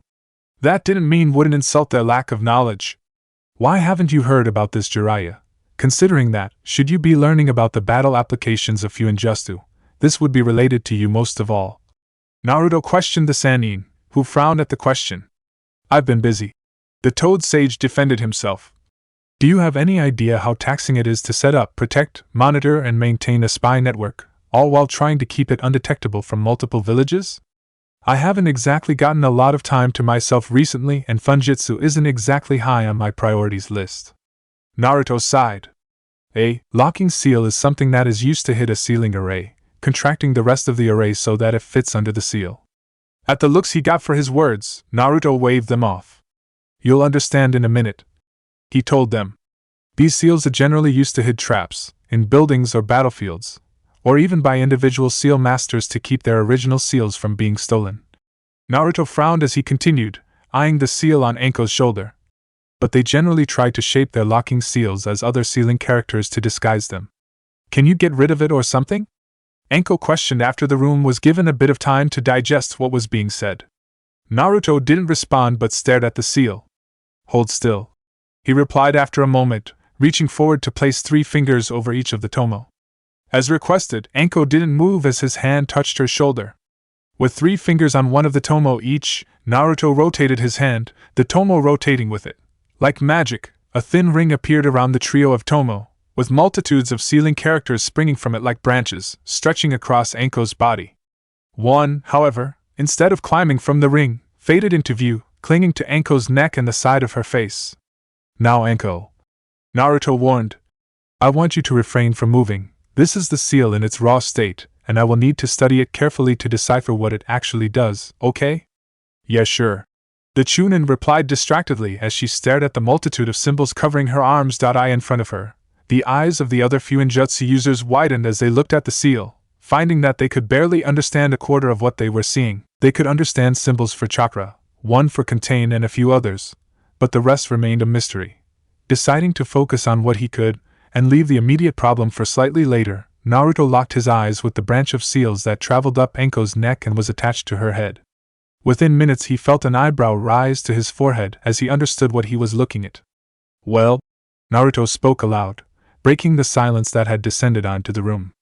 Orochimaru was different if nothing else. This seal was designed to activate when your body released certain chemicals in response to specific emotions, rage, anger, hate, negative emotions. The locking seal would expand when you experienced those emotions, activating the entire seal. Naruto paused to point at the section of the sealing array he was looking at, the part on Anko's neck and face. This, however, interests me. He designed the seal so that the part that reacts to emotions isn't connected to the locking seal. It won't contract when the rest of the seal does, allowing it to operate constantly. However, to hit it, it's connected to a seal to make the script invisible, but at the same time, one that removes that invisibility. The one that removes invisibility is then also connected to the locking seal, The one that induces invisibility isn't. Naruto frowned as he voiced what this meant. When the seal is contracted, the part that activates the rest seal is invisible but not contracted, allowing it to work, but when the seal expands, it becomes visible. It makes no sense, especially considering that this section is one massive weak point in the seal. No part of this section of the array had any sort of defense against manipulation once that seal was applied, which was strange. If anyone managed to get past the locking seal, it would be simple to deactivate the seal at the very least. Naruto shook his head after a while. He could theorize later. There isn't any reason why Orochimaru would leave such a weakness. Hiruzen thought aloud. He wouldn't be as arrogant as to leave a vulnerability if he could help it. He always was a perfectionist. Jiraiya mumbled to himself. He wasn't finished. Minato's words came with a tone that spoke of realization, and caused the eyes of the room to land on him, prompting an explanation. When Orochimaru gave Anko the seal, he said that he'd wished he'd perfected it. This seal wasn't what he was intending to give her, it's some sort of prototype. He must have wanted to study the seal, and its effects, on live subjects. That's what we saw in his laboratory. That would explain lack of defenses on the seal. Naruto agreed as he eyed the part that he could see before sighing. However, I'd like to see the rest of array before saying it's a fact. To do that, I'm going to have to ask Anko if she's willing to remove some of her clothes to allow me to see some of the seal. The purple-haired girl's eyes widened greatly, snapping her gaze to him before turning to the three other men in the room. If she was looking for someone to say that he was joking, she didn't find it, all three men displaying faces that said they weren't. However, instead of blushing or perhaps stuttering out a nervous request of confirmation on what he said, Anko succeeded in surprising Naruto by standing up and immediately beginning to strip off her clothing without complaint. Now, Naruto was a father. Seeing children naked wasn't anything new to him. He'd also seen children running around without clothes within poorer communities, but this was the first time that he'd seen a child so willing taking off their clothes in the presence of people that weren't their parents. It was startling and something that Naruto found disturbing to witness, especially so close that it was only when Anko was about to take off the training bra that she wore underneath her shirt, now standing in the room with her only other article of clothing being her underwear, that Naruto broke out of his thoughts in time enough for him to grab her forearm. "That's more than enough, Anko," Naruto managed to say, sounding a little choked. Anko seemed to pick up on this and grinned before striking a pose. "What's wrong? Like what you see?" It meant to tease him and make him uncomfortable. Naruto could tell that. It was just part of Anko's personality, and the way she was. But at the moment he felt that she was taking it too far. "No, Anko," Naruto replied, his frown and tone making it clear that he wasn't playing games. Anko realized this and immediately lost the grin, dropping the pose and quietly sitting back in the chair. The three other males said nothing as this unfolded, each coming to the conclusion that they needn't interfere. Naruto released a breath and got to studying the majority of the seal that had sprung from underneath the locking seal. Without Anko's outer layer of clothing, it was easy to see just how much of her it stretched over. It was covered her entire shoulder, along with reaching down her back and left side, along with part of her front. This didn't indicate what parts of her it affected, simply how Orochimaru intended the seal to appear on the body. But the simple design of the seal showed Naruto that Orochimaru hadn't had much practice in placing cursed seals, or creating them. The aesthetics of the array itself looked rough, an obvious sign of functionality over appearance, but something that many Fuinjutsu users chose to prioritize. However, it also showed inexperience. The branches of characters were squished together until they began to get further away from the starting point on Anko's shoulder. It was when Naruto began to decipher the individual branches, however, that he felt his eyes widen, minutely at first, as he read the actions that the seal was supposed to take, then largely when he looked at how it was supposed to do it. "Anko, stand up!" Naruto ordered the Chunin distractedly as he traced the branch that went down her back. The purple-haired girl did so without a word. It only took a minute for Naruto to finish translating what the branch of the seal was meant to do, along with how, and concluding what had been a 15-minute-long job of understanding what the seal did. Naruto straightened up once he'd finished, taking a step away from Anko, having been quite close to the girl in order to study the seal. "I've looked over the entire seal," Naruto told the other occupants of the room. "And it's probably the equivalent of a house built of sticks. Not only is Anko incredibly lucky to be alive right now, but by deciding not to use the seal, she protected herself from the mental manipulation of the seal. What does it do exactly?" Minato inquired as Anko put back on her clothes as quietly as she could, still not saying a word. Is Anko in any danger from the seal? Naruto shook his head. The entire seal is activated by the part revolving around Anko's emotional state. As long as she doesn't feel any negative emotions on a scale big enough for the seal to detect, she'll be fine. Naruto informed his son before moving on. As to what it does, the only Fuinjutsu master in the room felt a slight headache come on as he thought about what it did. It's meant to be a boost in power that comes at the cost of mental manipulations and possible death.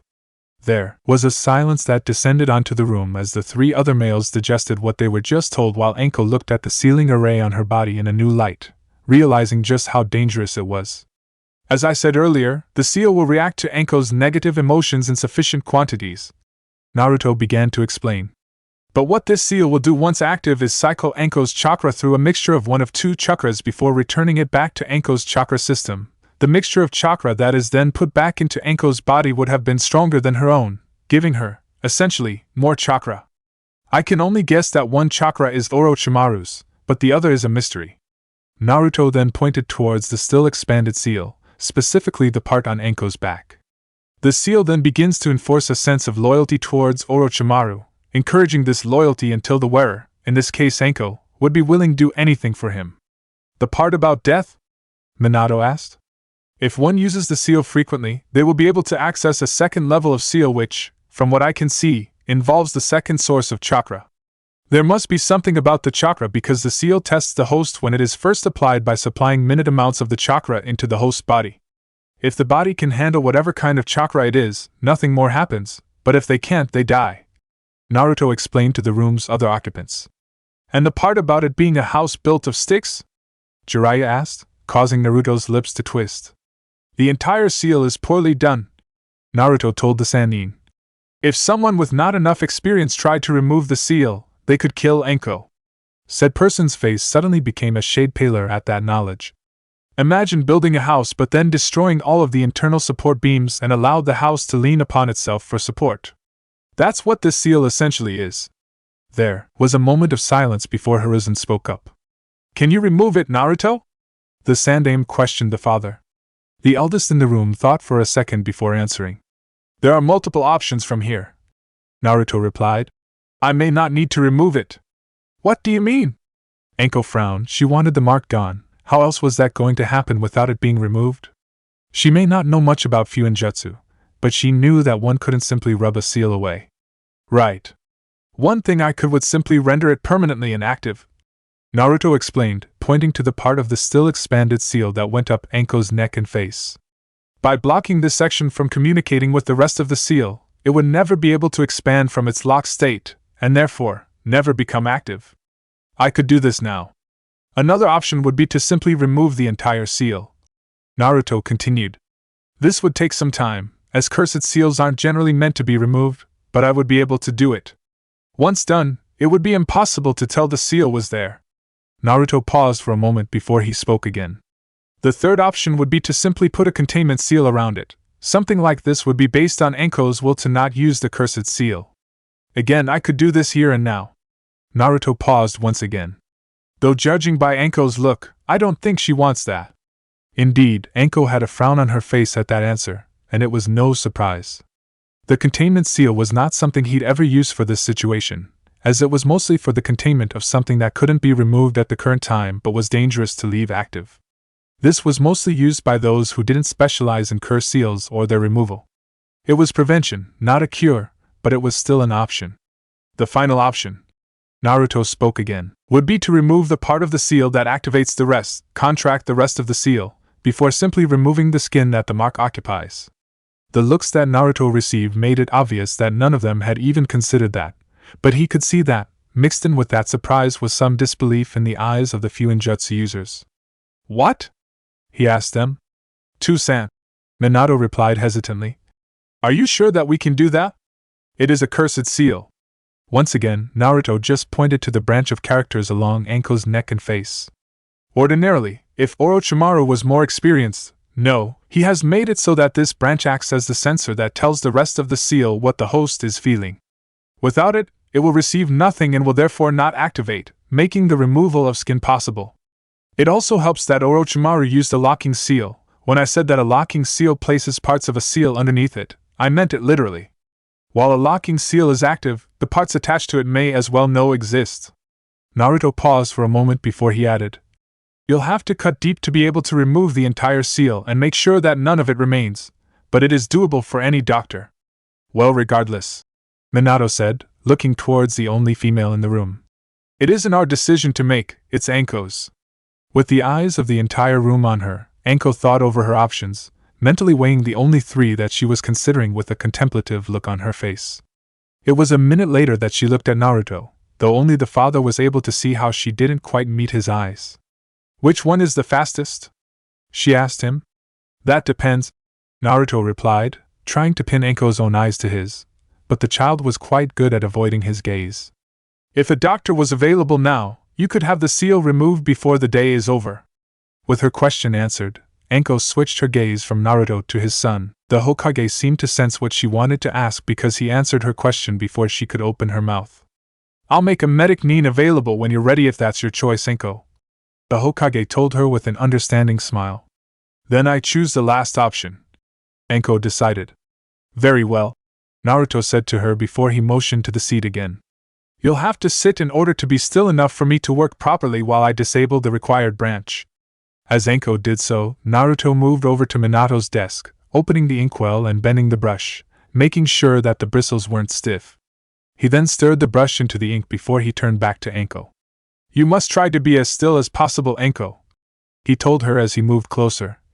"If you move, it may cause me to have to start again. I'll try to be as quick as possible." With that, he bent down and planted the brush against her skin as he began to remove the thing that had destroyed Anko's reputation.